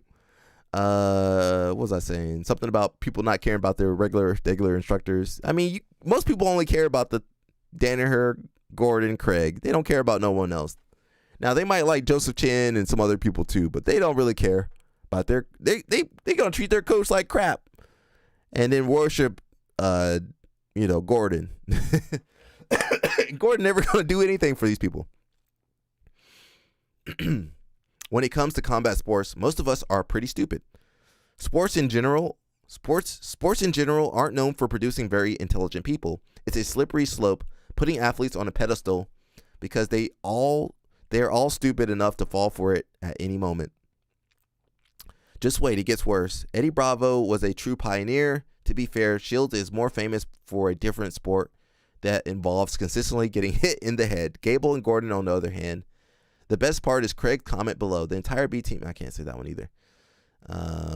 Sounds like a huge oversight on Craig's part to engage and trust a training partner of a guy he's been trolling and calling a certain word for years. Rhymes with duck. I'm not going to say that word on here. And for not having a pullout clause in the contract. I'm sure this will come as a shock, but that's not a thing. Nobody should take legal advice from Gordon. Yeah, don't take your legal advice from none of these people. Gable is still responsible for any damages stemming from his breach of contract, but Craig might have been better off including a liquidated damages clause, which basically says, look, it's too hard to figure out how much money we actually lose if you don't show, so we're just going to agree in advance that it's X dollars. Withdrawal clauses are absolutely a thing in contracts, and athletes pulling out of competition with injury is not a breach of contract. See all professional sports. Withdrawal clauses, yeah, I guess the injury, you can't really argue with that. Withdrawal clauses usually set the price to pay to withdraw to avoid a breach of contract suit, not to establish the grounds by which a contract is breached. Also, the only pro sports I can think of that have those kinds of clauses are combat sports, and only because there's a risk the fighter might get injured while training and not be able to fight on the day. They don't exist in team sports. None of us have seen Gable's contract, so who knows for sure if there is a breach or not. What I can say for sure, though, is that if there is no clause addressing the situation and Gable agreed to performance, etc., example, a match against Craig, it's absolutely a breach of contract. Still ultimately on Craig to cover and limit his damages, if there are even any. We got a lot of legal jargon. My guess is that there was a pullout clause, but there was an exception for injury, which is why Gable used the turf toe excuse to get out of it as if it's a loophole. But then Gordon goes and posts this like a retard. He's saying that, not me. And Gable and then likes it, which is why Craig is playing the lawyer up song. It's just super lame that New Wave has a team of his best friends, are they friends, and training partners who have a chance to win $1 million, and he wants the event to fail. For a guy who is known for winning, this is loser behavior. He probably wants New Wave to lose so he can call them all juniors and brag about how untouchable he is. Sometimes people don't want you to be successful, so they might compromise your stuff. Gordon doesn't care about anyone but himself. He doesn't care who loses as long as he wins. Yeah, we're not going to get into legal jargon. Yeah. I mean, I don't think it was smart, but, listen, this sport. Is anybody watching the Mighty Mouse thing? I want to know how good it is. So we got Tackett. I guess he moved to Vegas. Is he in Vegas already, or is this old?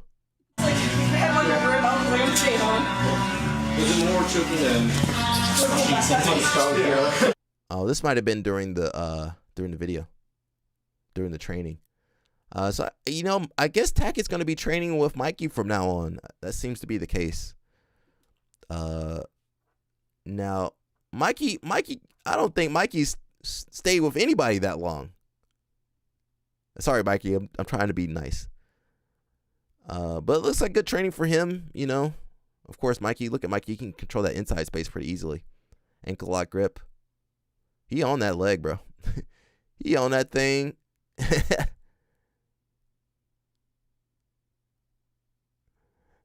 How does Mikey keep gripping? Mikey won't let go when he grabbed that. Mikey pretty strong, huh? Isometric strength. He grabbed that ankle, he can let go.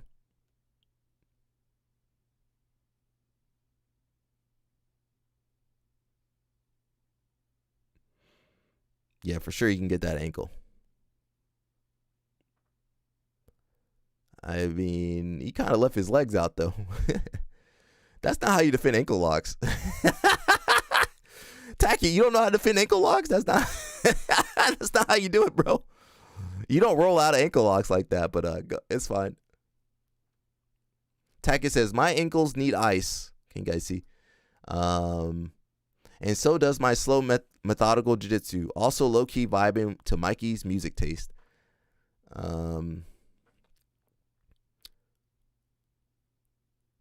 Anything going on over there? Yeah, good luck to Tackett. He's going to move out there and train with Mikey, I guess. I don't know. He's going to be in Moneyberg's basement in no time. Mikey says, so much fun training and learning with you, dude. Thank you for killing my cardio, but at the same time being nice and flowing with me. Thank God. Haha. Can't wait for us to train more. I'm hoping they work out. I don't know. We'll see. Oh, I should have kept that on there. We got Raph over here. What Raph got to say? Just to go up for us. I want us to have streaming and distribution deals so that when I say to my wife, it's like the NFL. If I was called up, I would be traveling. That would be the job. You would go. There is no such thing as I work on a Sunday. You go, no, that's when the games are. So I try to keep that in mind. So it's a much easier proposition if we had the NFL pay. Now we're inching there. We're getting there, and we're happy to do that. And we will make inroads. I am quite confident in that. So sell the rights, make the money, give it to your staff. And I will say they are very kind to us over there. So I do appreciate that. And I want to see this continue to grow. And that comes from you guys and us continuing to make it grow. So we got a lot of work to do, but I think we're very excited about the promises and the possibilities. I want the prices to go up for us. I want us to have streaming and distribution deals so that when I say to my wife, it's like the NFL. If I was called up, I would be traveling. That would be the job. You would go. There is no such thing as I work on a Sunday. You guys know I got to stretch. I got to get a new chair. Jason Whitfield says, Andrew and his brother, the Wiltsies, are training at Syndicate MMA. Not sure who's going to coach them there because it's an MMA gym. Where is that? Tennessee or somewhere? Where are they? Where are they? Where are the Wiltsy brothers? I do think we got some story on them. We're still waiting on Belea's big news. Apparently there's some big news coming out today outside of the Mighty Mouse podcast. You got Masters Worlds. If anybody's out there competing, I think LOL Snapped is competing. Good luck to you guys out there. Good luck. Leave it all out there on the mat and come back safely. Take care of yourselves out there. Raph says the PGF to CGI, or from PGF to CGI, we are seeing a growth in professional grappling. In the grappling space, growth in professional grappling space. But it still doesn't stack up to how we treat the major leagues. What is the next step? What is the next step in getting everyone quality entertainment, performances, and yes, compensation? That's an argument we have on this channel a lot, is if jiu-jitsu will become a professional sport. We have things like PGF, CJI, UFC BJJ. But even then, I still have that question, because if it's sustainable, and even when it's sustainable, like in UFC BJJ, I just don't, MMA by itself is not sustainable. Most fighters tell other people not to fight. And I think jiu-jitsu might be very similar. UFC BJJ going to be similar to UFC in that it's going to be hard to make a living. Like, there's no pay-per-view. Dana White can give you whatever money he thinks you deserve. I mean, what kind of business you want to be a part of that business? So I see people like the Tackets, they're moving to Vegas for an opportunity. But I guess nothing in life is guaranteed, but I just, I don't know. You're definitely not getting treated well in UFC. Maybe you're going to get treated well as long as Claudia and Dana White like you, but they're going to change next week. Next week, we don't like you, Andrew. We think you're boring. We don't like that. We don't like what you said here. We don't like what you did there.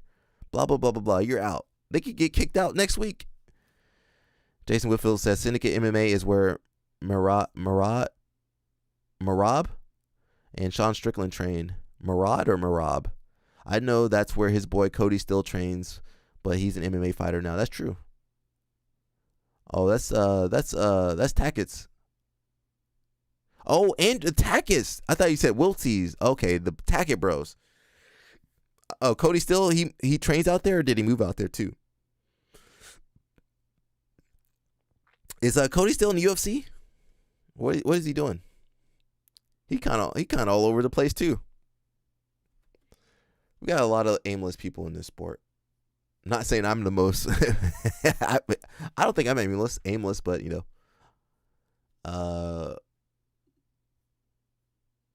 Yeah, I thought you were talking about the Wiltsies. You talking about the Tacketts. The Tacketts and the Wiltsies. We should have that matchup. Won't that be a good matchup? The Wiltsies versus the Tacketts. Sounds like some Appalachian, some hillbilly fighting over here. We got this guy. He's gonna talk about leg locks. Don't teach leg locks. I'm baffled by this, to be honest with you, and I can't really understand it for the life of me because the leg locks are a part of jiu-jitsu. I've taught leg locks for a very long time. It took me a long time to learn, and believe me, I didn't learn leg locks until I was a brown belt, and it seriously hindered my jiu-jitsu. I'm still very confused by the old school culture that won't even allow leg locks to walk in the room. Nothing in the world infuriates me more when some visiting blue belt from some other gym comes in and wrecks the whole squad. Because when are you going to Vegas? I'll be there on Friday, tomorrow. You out there? I was going to try to go to Jiu-Jitsu Con, but I'm not sure if I'm going to have any energy. And I'm missing all the Masters divisions I want to see are like today. Today and tomorrow, so I'm probably going to miss out all of my friends' matches. But I'll be there for CJI if you guys are there. He said something about leg locks. Things are changing. You know, most places allow leg locks nowadays. So, 10, 20 years ago, maybe not. welcome to Gracie Trinity, my home, my baby. I love this. You train at Gracie. Of course you ain't doing no leg locks at Gracie Gym. I haven't been to Vegas in a long time. It's been a while since I've been there too. Yeah, I don't want to watch this dude. Is anybody watching the Mighty Mouse? I really want to check that out. But that audio. I'm sensitive. I'm sensitive to audio. That's why I got the microphone right here in my face. I like that good audio. Now if that audio bad, I just ugh. Anyone following the CJI fallout with Gable Stevenson? Yeah, Craig is being Craig on Instagram, but screwing over a charity by not showing up to their event isn't a great look. Not a good representative of American wrestling for a variety of reasons. I know Craig was going to win, but was hoping to see some interesting exchanges between Craig's octopus and Gable's Gableness. Jason Whitfield says, Cody still has been at Syndicate for like a year. Cody won the Dana White Contender Series. Oh, I didn't know that. And has a couple of fights in the UFC. What's his contract, though? Let's see. Can we see what his contract's looking like? Just because you're in the UFC don't mean you making money, though, right? You might be losing money. That's wild. You in the UFC Professional Ultimate Fighting Championship, and them people don't be making no money. I'm still trying to run my match back with Cody still.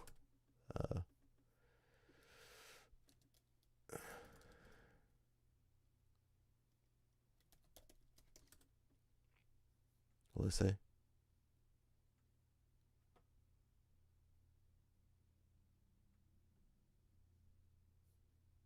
There we go. We're gonna use the AI today, guys. I don't know how accurate this is. Cody, can you guys read that? Come on. Cody still receives a $50,000 bonus for his performance at UFC 312. That was recently, huh? Despite his loss. Oh, he lost, but he still got a bonus. How do you get a bonus if you lose? Which he stated was a significant financial boost that takes pressure off and allows him to focus on improving his skills. 50K is a nice amount of money. But even in America, 50K, you still struggling with 50K. And some places you struggling with 100K. He received 50K bonus.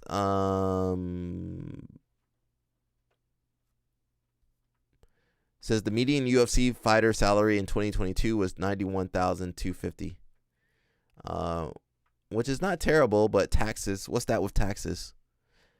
Says and average earnings have decreased in recent years. Wait, and average earnings have decreased in recent years? What do you mean average earnings have decreased? UFC is the #1 show in the world.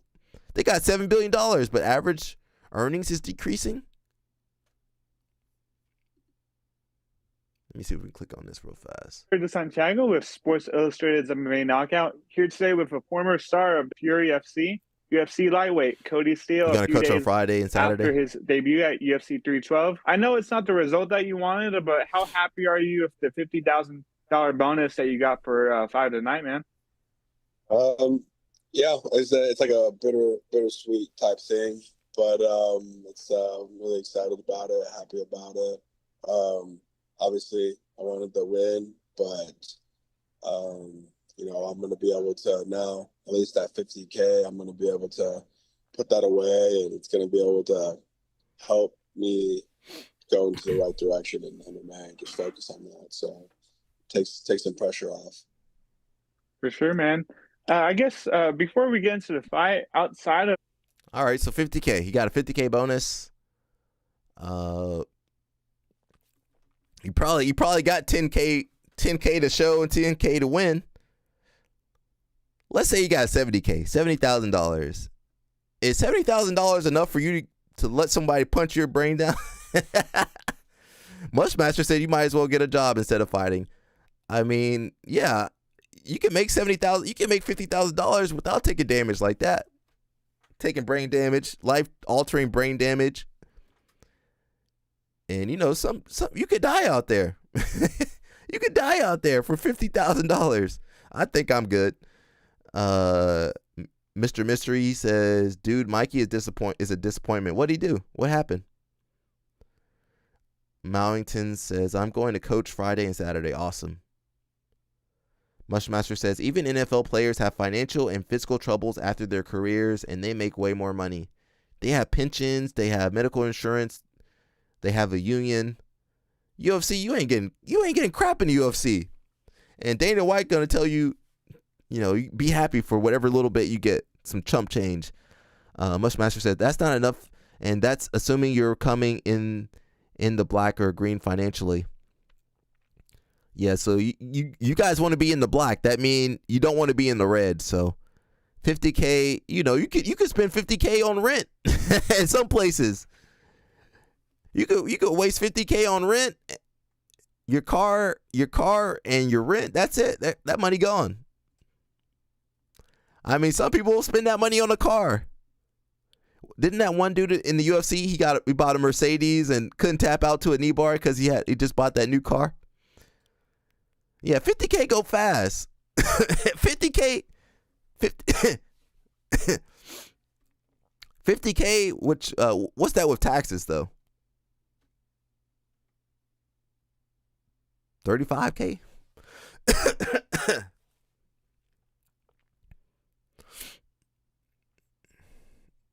Jason says you can't win a bonus in many ways. Oh, you can win a bonus in many ways. It was a back and forth fight with a lot of action. So that when I hear action, I hear some people took damage, a lot of damage. Yeah, so instead of action, just say damage. It was a back and forth fight with a lot of damage.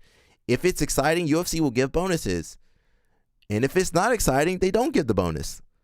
That's super subjective. They can take that bonus away. I don't like him. He said he said something on Twitter or X. Take the bonus away. You think they can give that bonus? If they can give that bonus to you easily, they can take it away easily too. The UFC really doesn't care about wins and losses. Just be exciting. So again, exciting means take damage. Just take damage. Just get your brains beat in.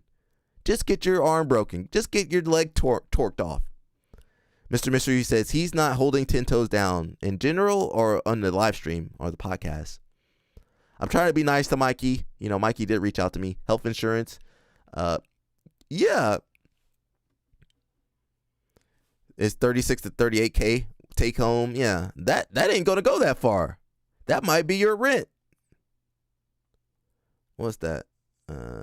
Yeah, that might be your rent. That might be your car. You might be able to buy yourself a car now. That might. You still gonna get like a Honda or something, though. You're gonna have to buy a Honda with that $36K. You ain't gonna get no flashy vehicle. Health insurance. I believe they do get health insurance as long as they have a contract, but you could win like the dude that beat Buchecha and they cut you out of the UFC, your health insurance gone.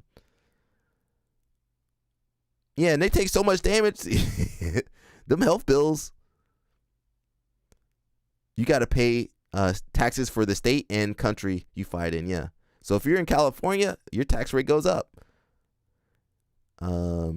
Jason Whitfield says Cody got $39,000 after taxes. What you gonna do with $39,000? I mean, let's say on a monthly basis, that's $3,250. That's about $3,000, a little bit over $3,000. $3,000. I mean, that's just average pay. $39,000 to be a professional athlete. Get your brain beat in. Get some CTE. You're gonna be slurring your speech. Won't be able to walk.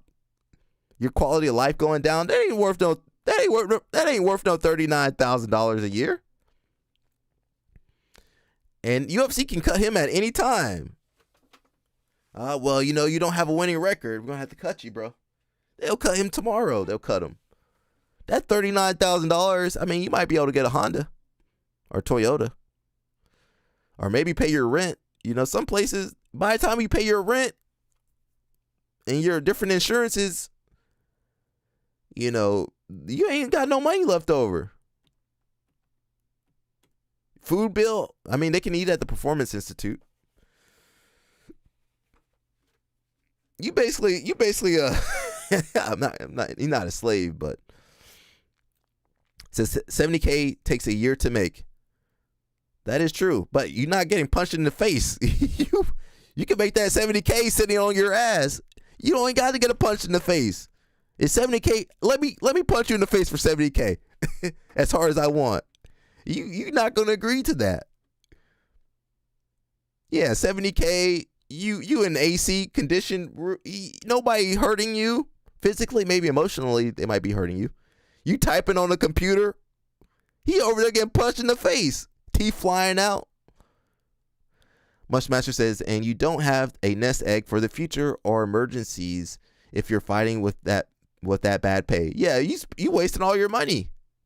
All that money's going to rent, your car, I guess you can eat at the Performance Institute.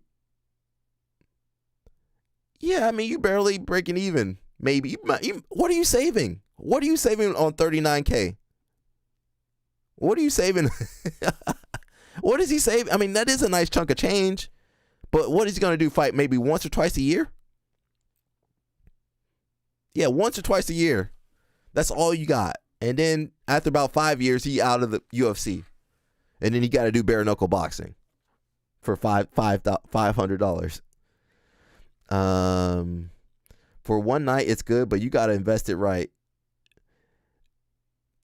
I mean, he can't even think. How are you going to invest? You can't think. Your brain is mush.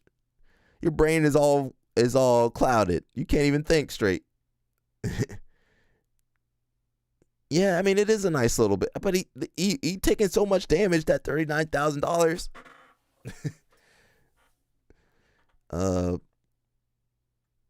It says Rampage was saying in Japan they were paying way better, and that was what, 20 years ago. And at least they had sponsorships and they could do commercials in Japan. Them fighters nowadays, they ain't making nothing. They happy to be fighting. People like the Takis happy to be fighting and getting their brains turned into mush. Their crash test dummies. Yeah, basically. That $39,000 ain't gonna hold him over. Worst case, he invest that money with Moneyberg, and that money's gone. He gonna invest that money into what's Claudia's program? The Key Masters, the key. What's her OnlyFans thing called? Mushmaster says there's no pension or 401k for this stuff. Yeah, other people making $39,000, $70,000. They got a 401k. They got a pension plan. They got some stuff, other stuff. They got benefits. What benefit you got from the UFC? You can eat for free at the Performance Institute. Okay, that's nice. Okay, you don't have to pay for food. You want to eat at the UFC Performance Institute every day? I don't know about housing. I think you got to take care of your housing. I guess you could bum a ride. I mean, if you don't know how to invest that $39,000, that ain't gonna go very far.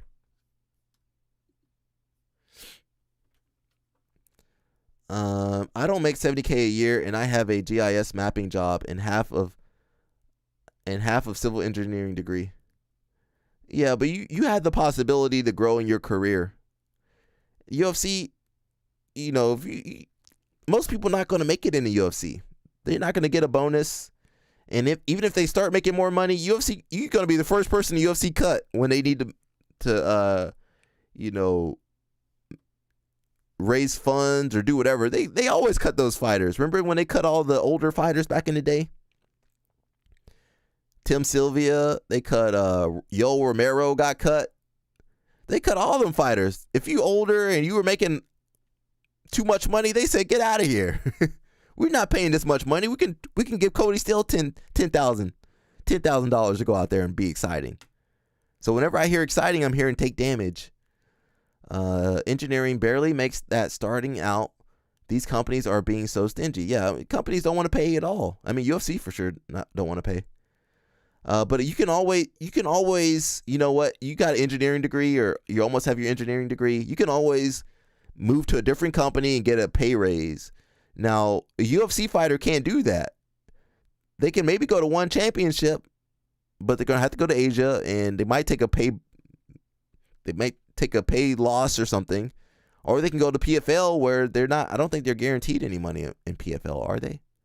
Fighting isn't a marketable skill. Yeah, I don't want to see UFC fighter on someone's resume. I want to see the civil engineering. I want to see the GIS mapping job on there. What job can Cody still get with his fighting skills outside of jiu-jitsu coach or wrestling coach? JH says, I'm not condoning fighting for a living, by the way. Yeah, I guess not. I'm not either. It doesn't make sense. So, that's the argument we always have is like, can jiu-jitsu become professional? Same thing with MMA. Can MMA become professional? Because it doesn't seem like it.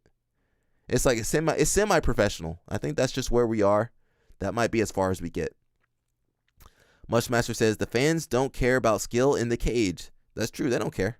So being the best doesn't matter. There's literally slap fight or whatever it's called. Yeah, slap fight's the worst sport ever created. Dana White going to a certain place for that. Yeah, they took out all the skill of fighting and created slap fight. So they're trying to do that with jiu-jitsu too, but I don't think it will work. Jason Whitfield says, those Japanese fighters who fought for pride definitely made more money. The problem is it was Yakuza money, and after you fight, they dump out a suitcase full of cash on your floor, no check cash. That's fine. I'll take that cash. You take that $200,000 in cash and you'd be all right. Yakuza would pay well, I'm sure. They would pay well. Man, Rampage, we enjoyed that slam. Here you go, another $100K. Here's $200,000. Here you go. And you get to do a commercial. And we're going to give you some Japanese girls to have fun with. You ain't getting that in the UFC. You're not getting they ain't taking care of you in the UFC. Worst case, you got to go in Moneyberg's basement and smell his dirty socks. Cody still don't do that. Mushmaster says, all the time you spend being a master fighter is a waste in a financial sense compared to other files of study. You should take the time to learn a valuable skill or trade and do martial arts for fun. And, I'm starting to see that now. I push kids to do wrestling. At least you get a scholarship.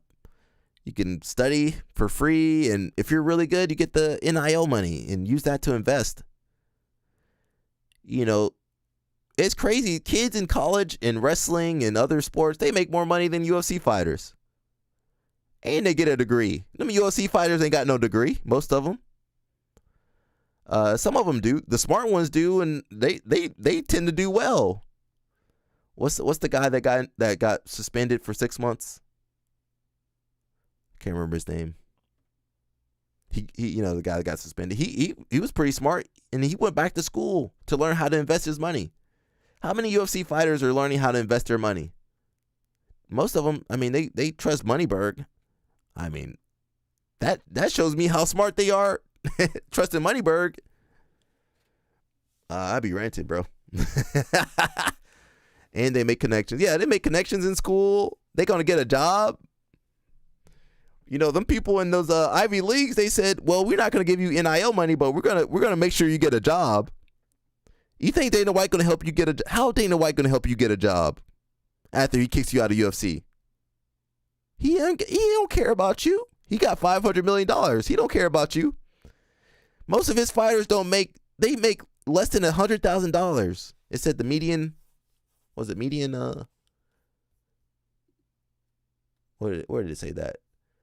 It said the median. What was that? The median UFC fighter salary in 2022 was $91,250,000, and average earnings have decreased in recent years. How is the UFC making $7 billion, but the average salary going down in the UFC? Average earning.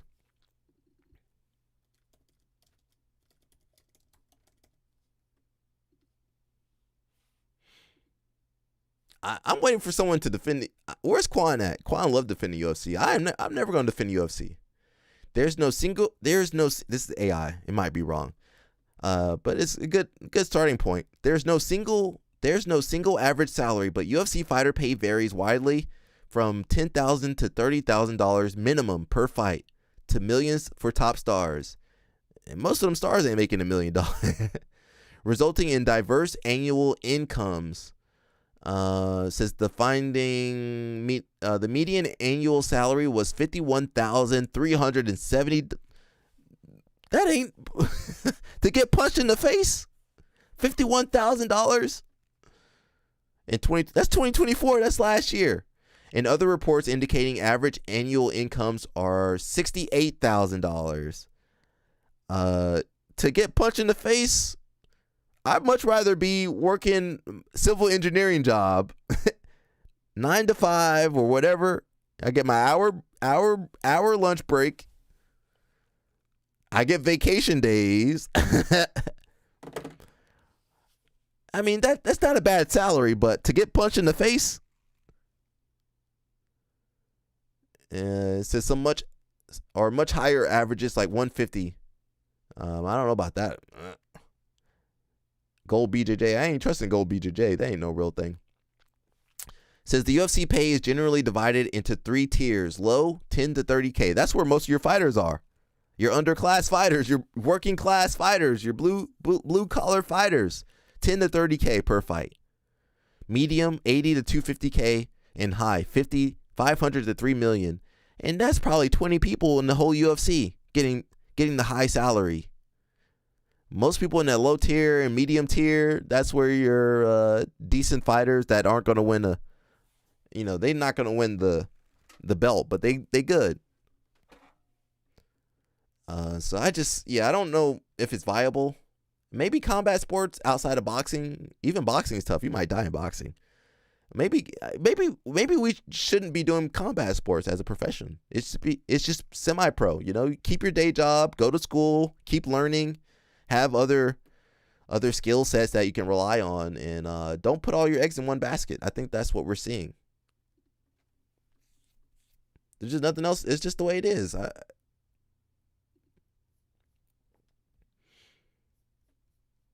$51,000 to get your brains turned to mush. I don't know. I don't think that's really worth it. You ain't got no pension. What you gonna do after the UFC? There's no pension. There's no union. Nothing set up for you, no 401k. You think Dana White gonna help you when you need help? Even Ben Askren was over there. They had to raise funds for him, and he was one championship. He was a one champion title holder, UFC fighter. He was really good. It says the return of Andrew Wiltse. So I guess they're coming back. I don't know. Opslag, that might be Swedish. I guess they're going. I don't know what they're doing, bro. Andrew Wiltsey, don't come after me, bro. You know, you be coming after people. Says, do we think he's coming back all normal, or will he stir stuff up again? Let me read that first. It says, if you want to become one of the greats, you must surround yourself with greatness. We are so excited to announce that Andrew Wiltsey will be joining our gym soon and teaming up with his brother Bird. Didn't their house burn down? And some other stuff. Bird Wiltsey has been with Magnum MMA from the ground up, and what he has done for our team can't be overstated. He has been nothing short of a game changer for us. His knowledge, attention to detail, and passion for jiu-jitsu have completely elevated the way we train. Having both Wiltsey brothers guiding our squad is a game changer, and we can't wait to learn from them and take our training to the next level. Can't wait to see what's next for our gym. I'm hoping that works out for them. I mean, wasn't he going after all the Daisy Fresh people? Mountain says, let's all quit BJJ and just become pro pickleball athletes. We're gonna for sure tear our legs. let's go ahead. Let's go ahead and tear our ACLs. Let's go. I think pickleball is a fad, but it is popular. You know, they got the merchandise, the paddle, the ball, the outfits. People be spending a lot of money on that. I'm looking over here. Wasn't Wiltsey arrested on assault? Yeah, I don't know what's going on. This sport is crazy. I wouldn't wish. Let me zoom in for you people. There we go. I wouldn't wish what he's going through on my worst enemy. Mental health is a fickle beast. I hope everything works out because I think his heart is in the right place more often than not. I hope he does well. Seems like a good, extremely talented guy who has some issues. I like a lot of his videos he puts out. His knee cut video was amazing. If he's with his brother, I have some lining of hope for him. Definitely a positive outcome. It seemed like the bridge had been burned from the outside. Today he posted a really odd video. Oh, well, there you go. And it seems like he's not there anymore. Hope he's all right. I'm watching it. It doesn't seem manic. He just seems tired. If you're watching it, then it's not the one I'm talking about because it's gone. Okay, can't watch that. It said, this is sad to hear. I was beginning to have hope for him again. Where is he posting? IG? He sent me a message a couple days ago. It was good to hear from him. Anyone want some Wiltsey gear? Click here. I ain't clicking that link. The way he was behaving, the way he has been behaving, I wouldn't be surprised if he crashes out again. I believe he has bipolar or something. Bipolar disorder or whatever it's called. Yeah, please get help. You know, if you need mental help, if you have mental health issues, please get help. You talking about his manic phase a while ago. LRIC, I don't know what that means. He caught himself again and is on meds, or has there been more new stuff? It was less than a year ago. I think he went after everyone in manic rants. This seems to happen every year or so. He will get better, start making exciting plans, then have those episodes. Hopefully it does not happen again and he's in a good place. Definitely miss watching him compete. He had potential to be one of the best. He was one of the best Daisy Fresh athletes, you know. Sad to see that, you know. We've had a lot of athletes, Tedday, Wiltsey's, what's that? High and Gracie. We had a lot of athletes with some mental health issues. Wiltsey can do anything he puts his mind to, including following medical advice that keeps him at a healthy baseline. I'm rooting for him and his success. You only hope for good things with people with mental health issues. Feel like when Andrew has his episodes, he knows what's going on but not in control of it, which is a shame. He's very knowledgeable in BJJ and seems to genuinely feel bad about the stuff he did and said in the past about whoever, and really wants to repair those relationships. I hope he's able to maintain his mental health, and even if he doesn't compete again, he can help to continue to grow this sport and help competitors grow. Dude was close to being something special on the mats. Really hope he continues to heal mentally and stay healthy going forward. Josiah, yeah, I'm happy, man. Look at Josiah getting help. I'm hoping the Wiltseys get help too. If he sticks to his medication plan, he should be okay. Lithium, as far as I understand, really does a good job of controlling bipolar disorder in particular. It does have adverse effects on the kidney, but well, manic episodes have an adverse effect on life. That said, I do follow one other bipolar athlete. One of the things she said during one of her manic meltdowns was, during a meltdown, I cannot tell the difference between what is a good idea and what is the mania talking. Wish him the best. Being around people you love and love you back is a good thing. We'll see, you're good dudes. All the best, both of you. The guy had talent. I wish him the best. Also remember that he uses Reddit a lot, so be mindful of whatever you post. Okay, I do want to see some Wiltsy. Can we see some Wiltsy? What's going on with the Mighty Mouse? You want to read some comments, guys? Let's read some comments over here. Mikey, I'm trying to be nice to you, bro, but if they roasting you, I can't help you. We're over here at the Mighty Mouse video. Wasn't your goal? Your goal was to change the sport of jiu-jitsu. Yeah, the first one was to change the sport of the jiu-jitsu. Obviously, the second one, if we were to sell the streaming rights, we would easily make a profit off it. So it would be a sustainable business. So I kind of feel like we could prove that for the second one, but we're electing to keep it live and free on YouTube. So it is, in my opinion, a sustainable business model in which athletes could have their exclusive contracts and still challenge the best grapplers in a CGI-like format. Well, Mikey, why are you raising your hand during the discussion? And you one of the main figureheads, Mikey. I'm sorry. I'm trying to be nice. Let me read some comments. Shoot. Let me read some comments. Drop in my books. Crap. How about at least my bookmarkers?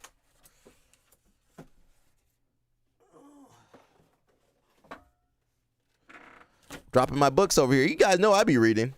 I got some books over here. I be reading. We're going to read some comments. We'll jump back on the video. I'm trying not to, still no content for Mr. Mighty Mouse. Mighty Mouse, don't hit me with no copyright, please. I'm going to read, Mikey, I'm going to read some comments. Again, this is not personal. I'm reading comments. These are not my thoughts or my ideals or my feelings or anything. I'm just going to read what other people are saying. And there's nothing I can do. I can't control what people type in here. I'm not gonna read that one. Mikey, they're calling you a sellout. Again, I'm just here. I'm just the dude reading the comments. Can you guys see? I'm just reading comments. I'm not gonna read the bad ones though, Mikey. All right, I'm not gonna read the bad ones, Mikey. Please, Mikey. Before you jump on me, before you grab my ankle, Mikey, I'm just reading the comments. Some of the comments. So many people talking smack in chat wouldn't keep the same energy in person. Mikey looks like he's been dipping in the sauce. I don't know what that means. Craig is an actor and Mikey is just real. I have goosebumps. I can't say that. Says, quick, more questions for Mikey. Someone says, I'd sell out too in this economy. Mikey sounds like a valley girl on speed. Mikey's going to get smashed since he only eats once a day. What does that mean? Mountain says, you don't know how to read, Alec. I can't read. I can't. I'm coughing. I can't even. I don't know how to read. Oh, you mean like read books?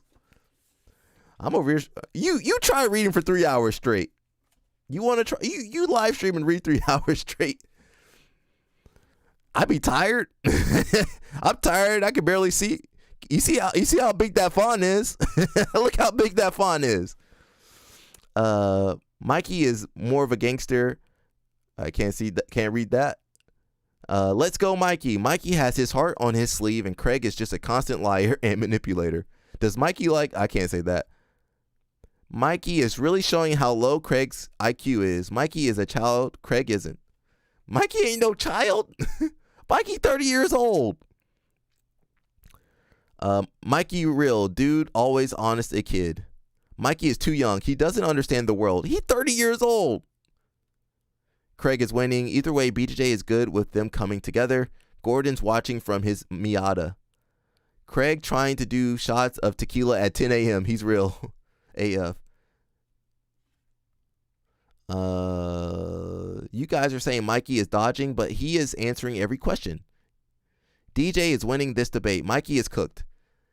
LMAO. No one is winning here except Mikey's Mighty channel. I'm pro CGI and pro UFC BJJ, but the constant leg fighting getting annoying. He almost 30. He is 29. He is not young. Craig Nuthuggers need to chill with the glazing.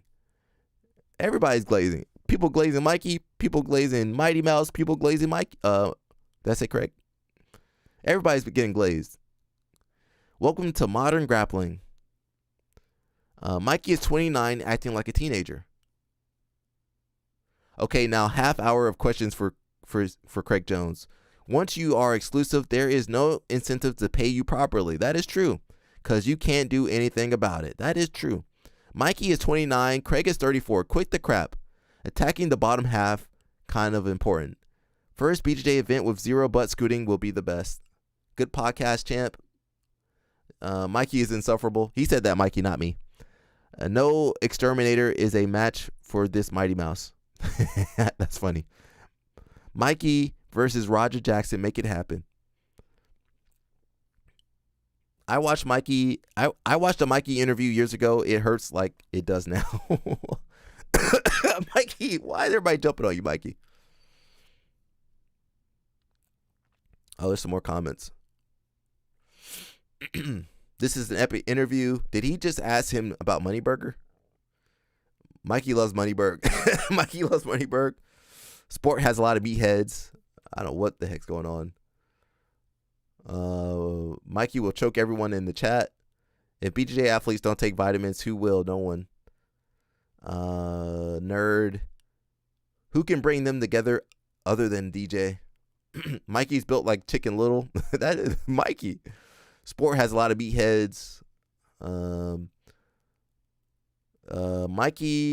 Mikey doesn't seem to understand that in order to be exclusive, you have to have the best athletes from absolutely everywhere. But if you're testing in BJJ, that unfortunately will never happen. Mikey raises his hand to speak like a first grader, but will put you to sleep within seconds. More vitamins and more judo slams will grow the sport. Craig needs to push him more on Moneyburg. Isn't Mikey like 30? Why is he acting like and thinking like a 15-year-old? Mikey's different, guys. BJJ has never been about being a role model. It's about being able to fight. It's not even about that. Mikey loves Moneyburg. DJ Wikipedia page doesn't say he. Oh, well, I don't know what that is. I love how Moneyburg's rash guard, his hairline is fixed, and the character is handsome as. Yeah. Mikey watches. I don't know what that is. Mikey is a sloth furry. Alrighty. Rest in peace to Joe Rogan. Man, that's possible. All that sponsor money just going to fursuits. Mikey keeps it hairy. What are they talking about? How much Moneyburg paid Mikey? All right, some of these comments worse than Reddit over here. Some of those comments over there worse than Reddit. Let me go actual view. I can't see my window. Where are you? I zoomed in too much. There we go. You may speak now, Mikey. I'm really trying not to interrupt you if you notice. Okay, so no. What I want to show you is this picture because you said that we stole the rules from CGI for UFC BJJ, right? And I was advocating this for you. Every interview I did, if you want. Yes, sir. All right. So this was a year before CGI. I saw that after before too. We're skipping. We're not supposed to be watching this. I'm skipping through. After you giving me crap for that, I have to respond to that after. Yeah. But let's continue this. Wait, what happened? But you said I can't read anything because I didn't know my contract for one, remember? I remember that. You did say that. You did tell me you didn't read it. Okay. You want me to continue this or let's I'll respond to that after before too. After you giving me crap for that, I have to respond to that after. Yeah. But let's continue this. The patent owner. So the patent owner is the only one that can sue someone. Yep. So yes, if Craig would have done the show with me, he would have been able to. We would have all been able to do CJI. Mm-hmm. But he would have been with UFC CJI. So that was a part of the deal. Him signing UFC with CJI, and that. Mikey wanted him to sell his own event to UFC. Mikey, that don't make no sense. Why would you sell your business to the UFC for nothing? Mikey, get out of here, man. I'm sorry. Part of the deal that they would be, all of us would be able to do the teams and a part of CGI. So I think no. Okay. It was separate. We had never negotiated officially. They'd thrown money at us, terrible money for the streaming rights to CGI, but the Ultimate Fighter reality show was a separate deal. Gotcha. So what you're saying is that they offered you money to coach. Yeah, they basically told us for 9 months that like, no, you're not competition. Any of our guys can do it. Like, we're not going to hold them back. CGI is separate. It's live and free on YouTube as long as it's not behind a paywall. All our athletes can do it. And then they offered me the show with Mikey. And then the second I said no athletes could do it anymore. So again, false promises. Breaking my heart, they did, Mikey. Do you think if you would have did that, can other athletes outside of the UFC do CGI? Because you think about it, if you had all the UFC roster at CGI, and then you brought in like, Mika, who's number one, you have one championship, those guys. Or do you think if you went that route, do you think one championship would allow their guys to compete under a UFC, I don't want to say it's sponsored by the UFC, but I would say UFC has their claws in there. Yeah, I mean, it would have been difficult, I think. Like, if it would have been on Fight Pass, no one championship athletes or no flow grappling athletes would have been able to do it. As it stands, free on YouTube, flow grappling athletes can do it. So can one championship. Respect to one championship. I didn't think they were going to do that initially. And now it's just UFC BJJ athletes that really can't do our event. All right, we're not going to watch too much of that. I suggest you guys go watch Mighty Mouse podcast. Mighty Mouse, please don't hit me with no copyright, please. Seems pretty good so far from a little bit I've heard. I can't watch too much of it. Mighty Mouse, don't get me, bro, please. Don't get me with that mousetrap, man. I don't know if we're going to watch a match. This has been Kuzal, so, whenever we make jokes about fight sports, just realize there are people that actually got injured at fight sports, paralyzed. So listen a little bit about his story. I'm a Brazilian Jiu-Jitsu black belt, turned quadriplegic at 23 years old, 26 today, and I'm really passionate about sports. Right now, I'm in love with the beautiful sport of wheelchair rugby. I was injured on May 23rd of 2022. It was a typical Monday. I went to go do a takedown on my buddy, slipped, he fell on my neck, and popped out of place. Since then, I've been a C. All right, so notice he didn't name any names. He said his buddy. Who was his buddy, guys? Nobody said no names. Who was the buddy that slipped on his neck? How you slip on your buddy's neck? Tony messaged me. Chew messaged me too. Chew, I'm gonna get to you. Let me. I gotta get off the stream before I message Chew though. Yeah, I did watch the Mighty Mouse a little bit.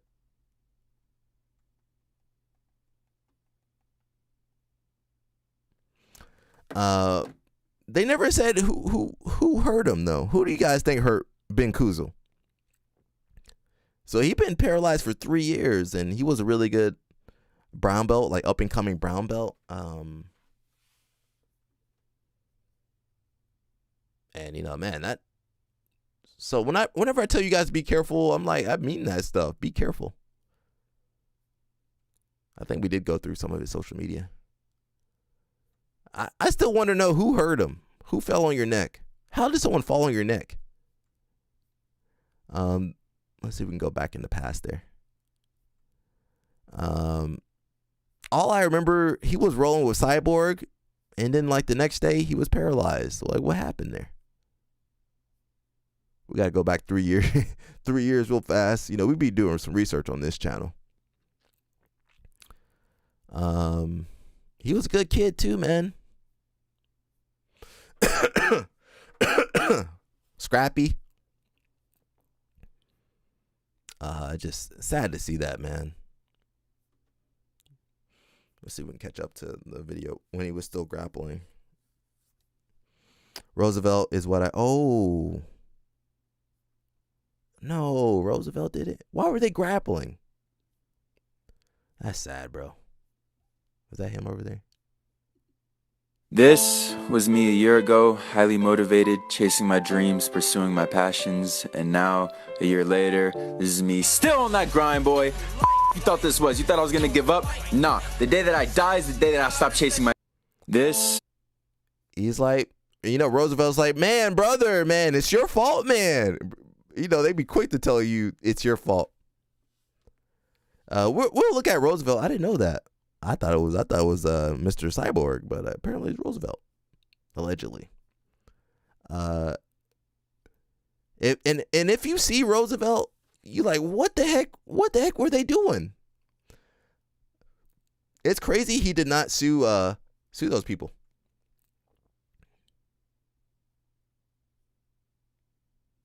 All right, we went far enough back, I think. Where's him training with Cyborg? Leandro. Is that Cyborg? Is that a video? Hey! That's crazy, bro. He was good, man. Look at him moving around. He was good, bro. All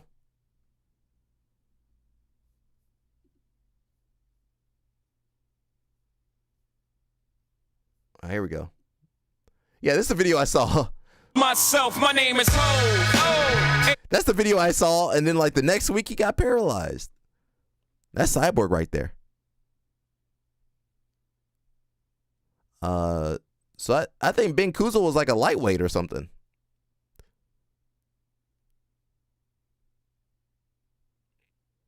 Bro, they scramble too much. They be scrambling too much. And then wonder why people get hurt.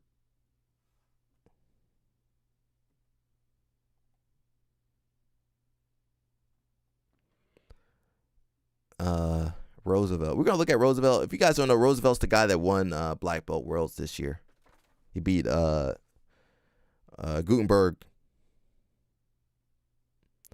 I'm telling you guys to get your education, go to school, get a degree, get some type of certification. You guys want to be like Ben Kuzel over here jumping on Cyborg's back. He was good, man. Look how good he was, man. That's sad, bro. If you guys don't know who Roosevelt is, we'll look at Roosevelt. Again, allegedly. Roosevelt. I say Roosevelt. You know I'm American. He's huge. Okay, so Ben Kuzel's like a lightweight. Look at this dude. Look at this monster of a guy.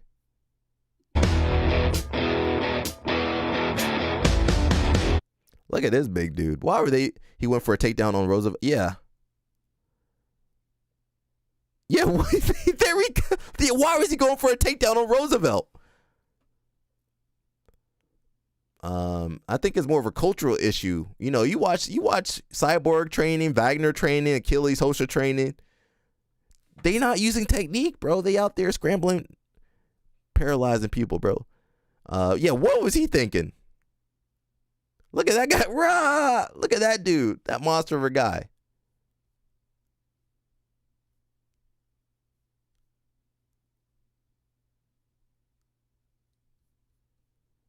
Look at that dude. He bigger than the truck. Why was Ben Kuzel going for a takedown on that guy?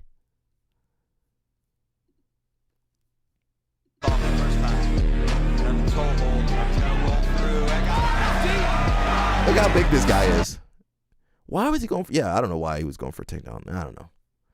Some things can't be explained, people. Can't explain that.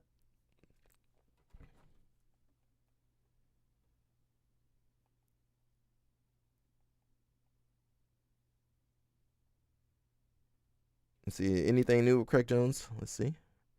Mr. Craig, I've covered more about you than anybody else. We got the return of the crown. Can't play that music. Any of that rock music, can't play that stuff, bro. That rock music get hit by copyright. I don't like the crown.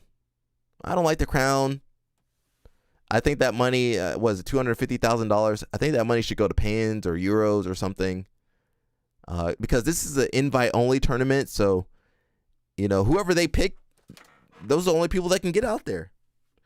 But you know, Europeans and pans is whoever's the best people, they get the money, right?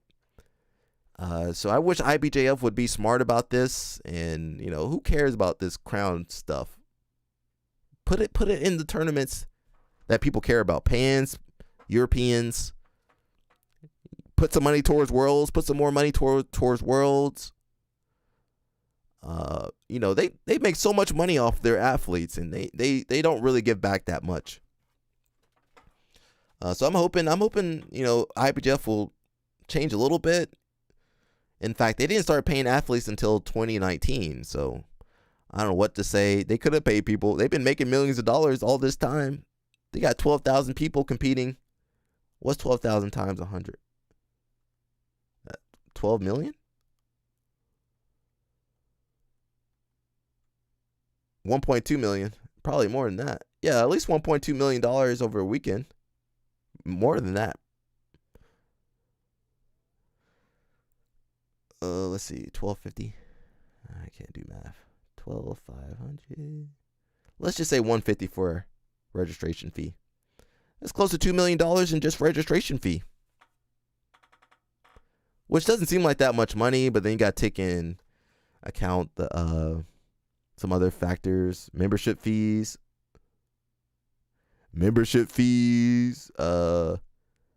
parking fee, entrance fee. You know you got to pay for parking at Jiu-Jitsu Con. You guys didn't know that? You got to pay for the parking. You got to pay yeah, math is hard, especially when it's a private company and you don't know what their figures are. You got to pay for entrance. You got to pay for the acai. They made $1 million. They're going to make $1 million on acai. For real. They're going to make $1 million off acai alone. Merchandise. They're going to make some money. In 3 days? Math is hard. Mountains keep coming after me. I don't know if I want to read that. I'm not sure if I want to watch a match or not. You guys want to watch a match? You not try to watch a match on here. Let's read Kokorian first. It says, plus making money from black belt certification. Black belt certification? Yeah. How many of those black belts got certifications? Even, yeah. That's at least $500,000, $250,000 just from certification. Now that I'm looking at the numbers, I don't know if the numbers are that good. How much do they pay them referees, though? Them referees going to be tired, bro. Their figures are money. We got Mr. Krikorian. He says, 7 things I wish I knew sooner. Losing makes you better. Look at Ethan when he was small. Ethan not that small no more. Being normal is overrated. Good or bad, the past is the past. That's true. Competing isn't your identity. That's an important one, Mr. Gordon Ryan. Did you know that? Strength and conditioning matters. Yeah, it does matter. You don't need to train 3 times a day every day to improve. Good nutrition improves performance. And follow and save for more. All right, Mr. Kokorian, he's got one of the best followings that I'm starting to enjoy on here. He's got some cool videos, some funny videos, like the Moneyberg videos. Ideally 7-8% body fat, 7 point something is good. Okay. I like him because he's going after Moneyberg. I don't know if I'm gonna read this one. Let's watch a match. I kind of want to watch a match. You got to watch some jiu-jitsu on this live stream, man. You can't just hear me talking all the time. Mountain says, I don't know. I know, right? IKR? Don't think I will ever pay the $400 or whatever it is to be official IBJJF black belt. I mean, if you have a school, it might be worth it. But if you don't, I don't really see the point. But some people will. Flow Grappling, where are you? Hey. That's my video right there. They haven't really been posting anything on Flow Grappling. I guess they're chilling. Ooh. You guys I don't want to see Tackett versus Mika Gava. I kind of want to see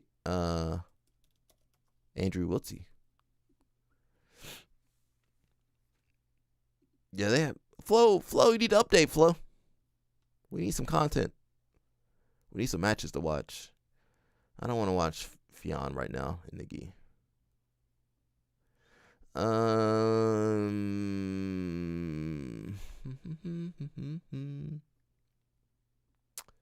We've seen every match. Let's watch Andrew Wiltsey. Can we find an Andrew Wiltsey match?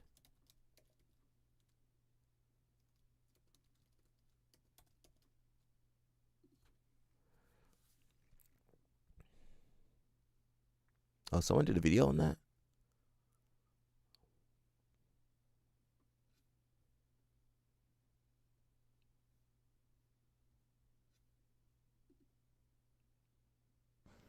All right, hello, ladies and gentlemen. It's been a little while since I made a video, and there's a reason for that I'm going to talk about. I need to make a video now because I'm planning to go get my hair cut very soon, and I need, proof that it's happened. I've let it get this long.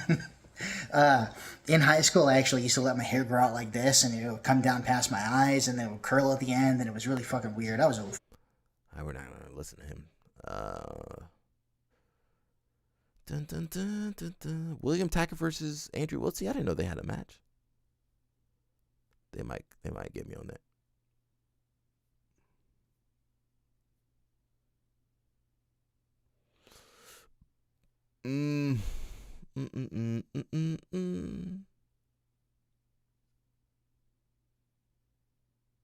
Is that the last time he competed? 2020?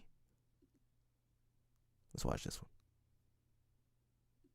So on the left of the screen, Andrew Wiltsey in the all black. In the black and white rash guard is Pedro Rocha. Let's see. Right, here we go, 10 minutes. And yeah, just like we were thinking, Wiltsey pulls straight to the open guard. I wonder if Wiltsey's going to be super aggressive trying to get in on any attacks, or if he's going to wait for Rocha to expend a little bit of his energy. So Rocha's going to be pretty explosive on top. Andrew looks like a different person. Though. Very dialed in.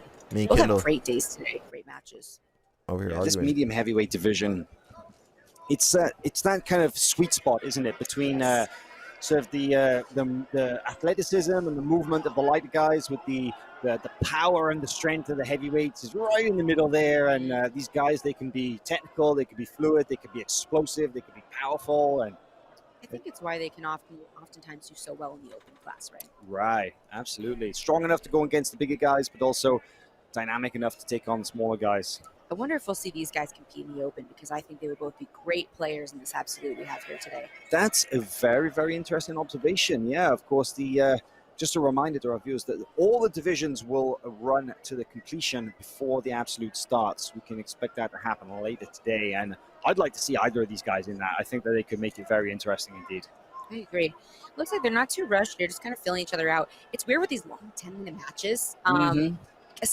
Because 10 minutes is a long time, right? And so a lot of times the first 2 minutes, if you haven't fought that person a lot before, it's kind of feeling them out, seeing where the holes are, taking the opportunities. But people get scared to go 100% crazy. Jiu-jitsu, I don't know if we're ever going to be professional, bro. Because I was on my phone. That lead or keep up the win for the last They ain't 5 had no minutes of the fight. action. So got to make I'm sure sorry, the cardio is man. on point coming into these. Make That's sure you're doing a finals? lot of 10-minute rounds or longer rounds in the gym. And that you feel very comfortable with that time, because for other competitions where we have shorter times, or maybe it's sub let's only, zip through you don't this. have to worry about that. So any of it. How you have a whole match and you didn't engage at all? I would have had 3 penalties already. Wrong. He has a lot of respect for these guard positions. So he's trying to create space, get to an outside edge, and then try to pass from distance. But he's not been able to do that yet. So Jesus Christ. Jesus Crystal. We're about halfway through the match. Get a little desperate here in the last 45. We may see a little bit of a blitz from him. I hope anyway. Hope we see a blitz from him. Oh, how you... Did Andrew Wiltsey win Nogi Pans or Nogi Worlds, whatever this was, done this 5 minutes from a ago. penalty? Good wrist control. 30 seconds. That's Almost in a crazy. double under position, but the foot comes back in. Yeah, he's just too far away with the distance. And when he comes into the smash pass or the hope for the knee slide, that reverse by Wiltsey is really strong. He lost because of the 10 seconds penalty? Here. Nothing happened. Well, Wiltsy is going to become Pan Nogi champion here, but is that the result that he wanted? Is that the way that he would have wanted to win? I'm pretty sure no. You know what, people? Before you just accept someone says they're a world champion, make sure you watch their matches. Sometimes I watch people's matches. Oh, you won worlds that year, and then I watch the match. I'm like, well, that nothing happened. That was not the best match for us to watch there. We got nothing going. There's nothing going on in the jiu-jitsu right now, match wise. Screw it. I'll put this over here. Might come back to it. Let's read this one. We got about 30 minutes, 20 minutes, and I got a dip. Someone says, let's move it over here. They said the quality off at recent BJJ Fanatics instructionals. I don't want to call out specific instructionals as I don't want to hurt the athletes, but the quality of the more recent instructionals has been going down. BJJ Fanatics coming after you. And I have felt like complaining today. Some examples. The sound can be awful. Like you hear people on the background better than the instructor because the microphone is right there. The instructors seem to live underwater. The Uki has some serious breathing problems. Seriously, no one bothered to actually listen to the recording before continuing with recording 6+ hour instructionals. Indexing in chapters. Cool, you have like 6 hours of material. I don't want to watch my instructionals as one long movie. I would like to focus on the parts that are relevant to me. Would it not be nice if we could actually have chapters? Angles. You are recording an instructional. I can rewatch the position you are showing me. Please don't do the move 5 times from the same angle. Change the angle. The thing is, jiu-jitsu people, we're not videographers. We don't know the angle. Usually they don't know if the angle's good or not, or if you can see it. So they're gonna change the angle, which I don't mind. I found myself going to the athlete's Instagram and YouTube page to get the proper angle because on the instructional, it is impossible to see the foot placement.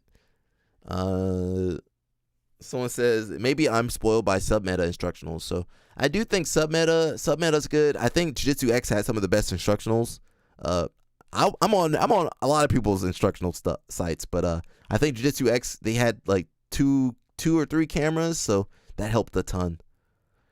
I'm kind of going the model of just putting out content, for free. I'm not really doing too much instructionals like I used to. I think the content should be for everybody, accessible to everybody. Maybe I'll post some instructionals again, but I took most of my stuff down.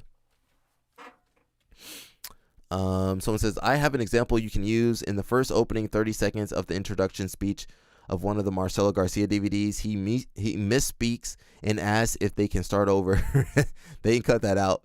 A voice behind the camera pops in and says, don't worry, we can edit it out. And then Marcelo pauses for a second and then starts back up repeating the first sentence he just said. Yeah, that must have been an old DVD. That wasn't BJJ Fanatics. Was that what's the other one? What's the other one that what's the other one that's just coming out again? I can't remember the name of it now.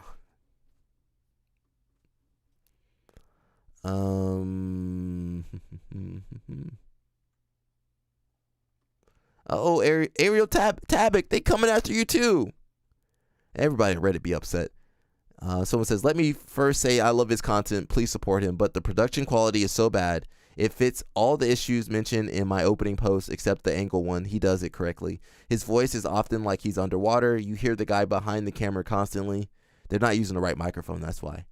It's impossible to quickly find anything. I still like the instructional, but that is despite all the issues with it.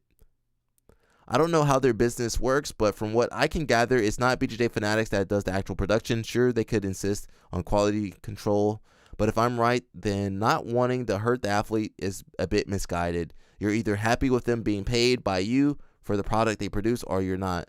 I'm not sure when Ageless Jiu-Jitsu was produced, but I feel like it was reasonably recent. Audio, camera angles, multiple camera angles, and indexing is all fine. you know, a lot of those videos with BJJ Fanatics, a lot of the people shoot them at their gyms or whatever themselves. So, you know, the audio probably not going to be on. And it's easy to mess up all the production stuff. You know, that's why you need to hire professionals that, you know, to get the right camera angle, to get the right audio leveling and stuff like that. It says, we as consumers also need to stop giving every instructional 5 stars. I scroll through to find an instructional, and everyone in a given topic has 5-star review. On top of critiquing the instructor's ability to explain, we need to consider the quality of the video and audio. They said Submeta is great and AOJ masterclasses are amazing. BJJ Fanatics gives out points when you leave reviews on their videos. These points can be used for $1 off of future purchases. I suspect most people just write a generic review as quick as possible and make it 5 stars. The best instructionals show the move first and then go into the detail after. That way, when you review the videos for reminders, you don't have to wade through 15 minutes of boring verbal to get to the salient bit. I disagree with your first sentence. You don't want to call out specific instructors because you don't want to hurt the athletes. While I understand the problem with this is that the consumers are protecting these individuals who are selling a subpar product to us.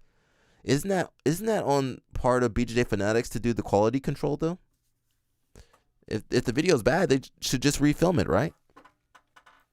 Why are you getting upset at the athlete? They ain't controlling the camera. Yeah, why are you upset with the athlete? I think this might be a problem with a specific athlete more than the distributor. It should be the distributor. Not sure why you're okay with taking shots at an entire site versus the specific instructional that you found fault with. So, you know, BJJ Fanatics, I like BJJ Fanatics. I think they could invest. I think it would help if they invested a little bit more in their production, like Jiu-Jitsu X or Submeta. I mean, they got all the money in the world. They got millions of dollars. Get some better cameras, get some wireless microphones, hire some real people. I think that would help. I feel like now, you know, they have such control of the market that they can just make an instructional and it probably going to break even, make a profit. And you make a profit off 10,000 little instructionals, and then you have your Gordon Ryan instructional or your Danaher instructional, make a couple $1 million there. It's a pretty easy business, you know.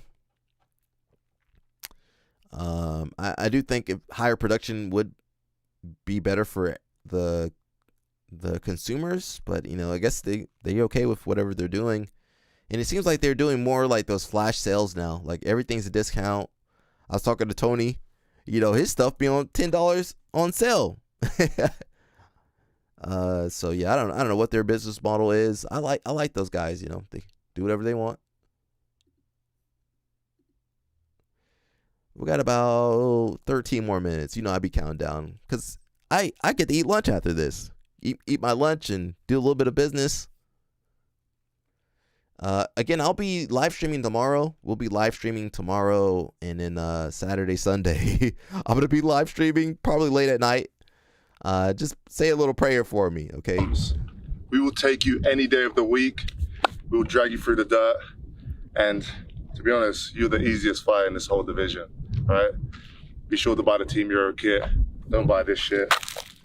Yeah, let's keep it moving, guys. See you there. Daisy Fresh, you absolute hillbilly bums. We will take you any day of the week. We will drag you through the dirt. And to be honest, you're the easiest fight in this whole division, right? Be sure to buy the Team Euro kit. Don't buy this shit. Yeah, let's keep it moving. All right, the question you've been asking all week, are we going to restock it? Well, I'm here with our factory owner, Mr. Wei Lang Zhang, to see if we can. Brother, can we do the restock? Oh no, Mr. Gucci's moving. Too many orders. Cannot keep up. Oh, okay, sorry. We drop everything and fucking go, yeah! That's what I'm talking about. This week, we're re-dropping the pre-sale. All teams. Think of the athletes. Think of the kids. Think of me. I need a better car. Fucking be there.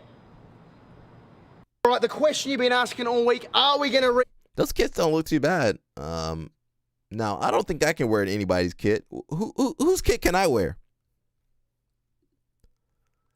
I can't wear B Team. All right, maybe I can wear the regular CJI one. I like the Daisy Fresh one. I like Team Daisy Fresh. I like the colorway. Can't wear the Atos one. Definitely ain't gonna wear the New Wave one.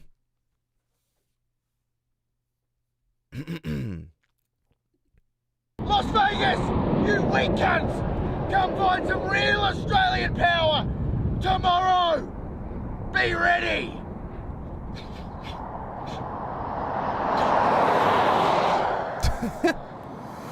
They're over there in the desert. Las Vegas! Who is this guy? What we do with any of our collaborations is how can we bring a piece of the world back home, and then how can we sell a piece of Australia to the world? We don't want to be too Australiana. Like, if you've been to Australia, you don't fucking ride kangaroos, you don't see sharks all the time, there's no crocodiles walking down the street.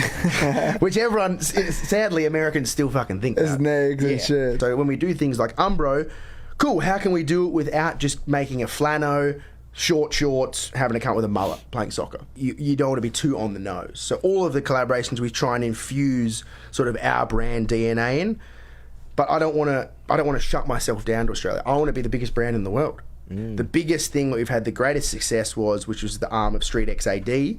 So when we launched it officially this year, obviously with the pop-up in LA with you, we saw an amazing growth in the US where the US sales crushed Australia, which never happened. Whereas now, obviously fast forward, it's been 14 years, which is a very, very long time. We're now getting really amazing growth in the US. So now I'm like, cool, I want to move here and expand on that. What we do with any of our collaborations is how can we bring a piece of the world back home, and then how can we sell a piece of Australia to the world? We don't want to. Dang, everybody got a podcast. I need a podcast. I need a podcast. You guys want to see me with a podcast? That would be kind of cool. Some of my friends will get us canceled, though. Get me canceled. They be saying some outlandish stuff. Can't have too many people on here. But maybe in the future, I would love to do more stuff like that, more collabs and stuff.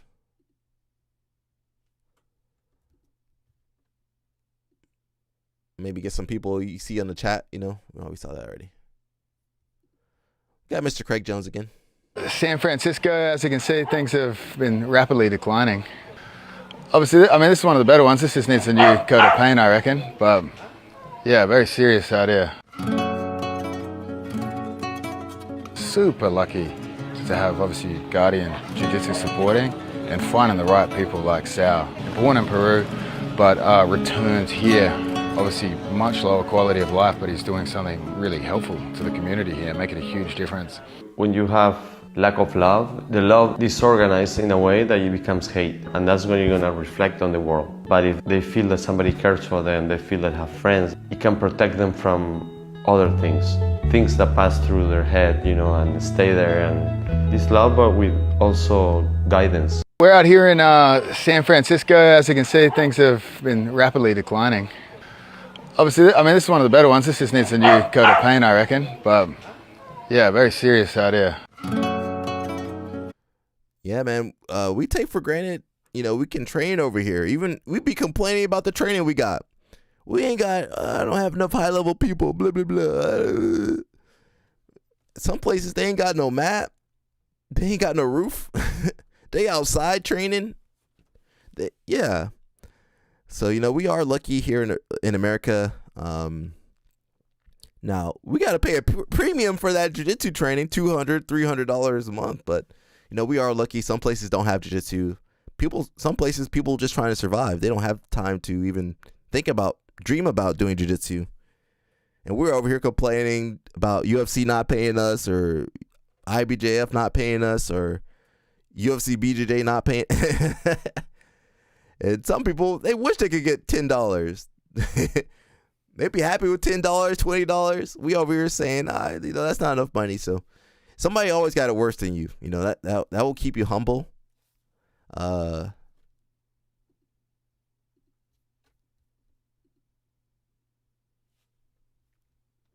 You guys know I'm about to get some food. I'm trying not to eat on the chat on the stream. You guys got upset when I was eating on the stream. On Friday, I be eating on the stream though, cause I be training, and people get upset. I'm over there eating, chomping down on the stream. I ain't eat nothing. I trained. It didn't eat nothing. Of course, I'm hungry. Over hurricane. Can't play that. I think that's Ethiopia. Ethiopia, where was that? So Craig is doing some good work. I don't see Gordon Ryan really doing. Is he giving back with all his money, or is he just buying cars? Yeah, I'm gonna throw Mikey under there too. Mikey, what are you doing to give back? If I had more money, I would give more back too. You guys make more money than me. You guys make millions of dollars.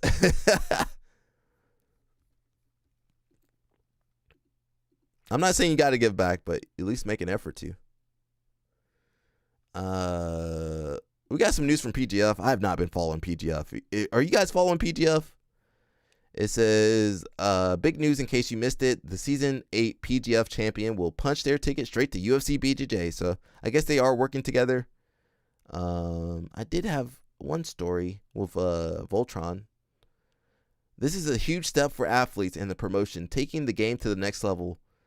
So PGF is going to be working with, let me see if I can find that. PGF going to be working with UFC BJJ. I guess they looking to sell out. PGF ready to sell out to UFC. Let me see if I can find it. Where is it? Give me 1 second. You know how many video things I have saved on here? Turf toe.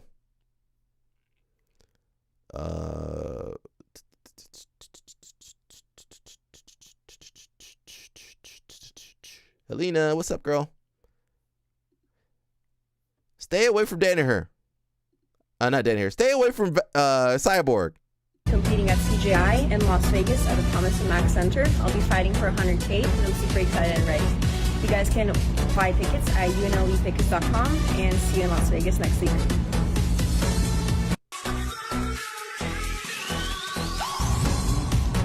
Hey guys, 1 week from now, we'll be Stay away from Cyborg. You guys see the picture of her with Cyborg, but stay away from her, Cyborg. Oh, I didn't play this either.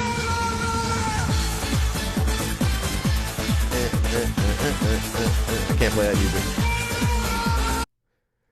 Look at Danaher fighting. He with this cane made out of, this is AI, guys. Helena, I need you to fight like that versus Cyborg. Get Cyborg away from you. Stab him. Stab him. AI. What is Gordon doing? What was Gordon doing? Why is Gordon? What was Gordon doing over there? and Danaher changed into a completely different looking person. Gary Tony looked different. Gordon, the only one that looked the same.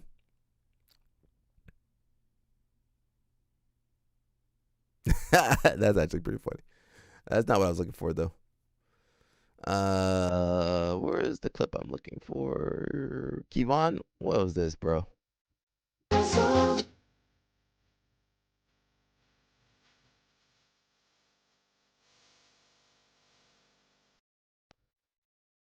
Kevon. Josiah, where are you? Are you still here in the chat? Kevon, I don't know what to say about that, bro. I don't know what to say. I can't defend that. Is that Gianni's foot? Kevon, get Gianni's foot off of your face. Why you got Gianni's foot?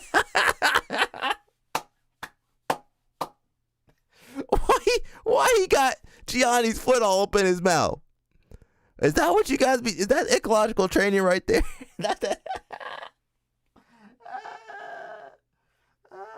Bro, get that foot off. Get Johnny's foot off.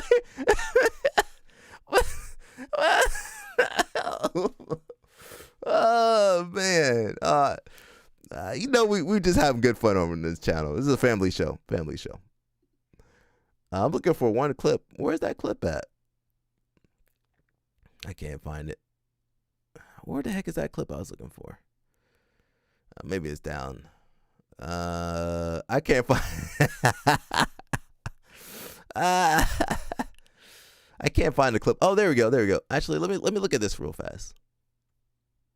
Whenever I wrestled somebody, make sure they weren't going to want to wrestle me again. And then I just was able to kind of develop a system like that where it was just a hustle, hustle, make up for mistakes, and just I'm trying to beat my opponents worse every time, not trying to slip by with a win. I didn't want to give them any hope in any way. You want them to walk off the mat, and then next time you play them, you want to beat them worse. Dang. Cal Sanderson ain't gonna let you. So this is Voltron. Voltron. I didn't come up with that. I wish I came up with that. He got the money bird on too, man. What the heck is going on? Just because you got money or you're famous or rich, what does that mean? What does that mean about your character? That doesn't say anything about your character or your integrity. Voltron Bathory is co-founder of Five Finger Death Punch. A little while ago, he joined me with some close clients for a business talk. He shared his path to becoming a legit rock star in the USA. If you belong in that room as well, I'd be happy to have you if you are the right fit. I ain't going in there. The right people will self-select and show up sooner or later. Choose to conquer.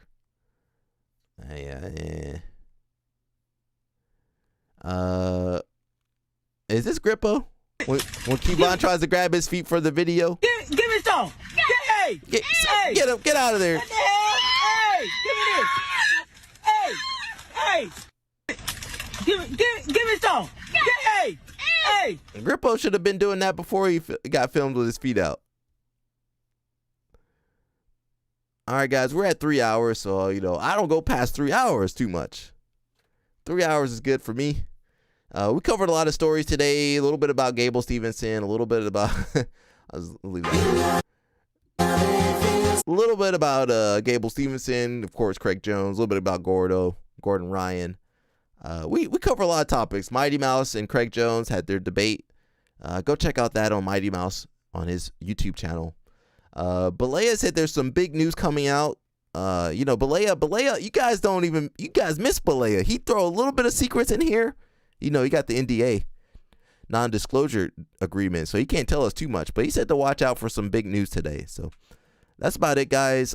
We will be live streaming tomorrow. And then Saturday and Sunday, I'm going to be, pray for me, because I'm going to go to CJI and then live stream afterwards. So I'm not sure if we'll do 1 hour, 2 hours, or whatever. But I'm going to take all my equipment out there with me, so I'm going to try to stream that as well. So say a little prayer for me, and that's basically it. If you guys want to support the channel, please tell people about the live stream. I'm trying to get to 1,000 subscribers. I don't know what we have just yet. That way I can monetize the channel. Let's see. We're not close. We're not close. I might not get it, it might not happen too. That's just life. Otherwise, that's it, guys. Today is Takedown Thursday, so go do a takedown for me, do it for Ollie, do it for Ben Askren. And that's it. CJI is happening this weekend, and Jiu-Jitsu Masters Worlds is going on, Jiu-Jitsu Con Masters World. So any competitors out there, good luck. Give it your all, do your best. And that's it, guys. I'm out of here. Say no to Kevon when he grabs your feet, okay?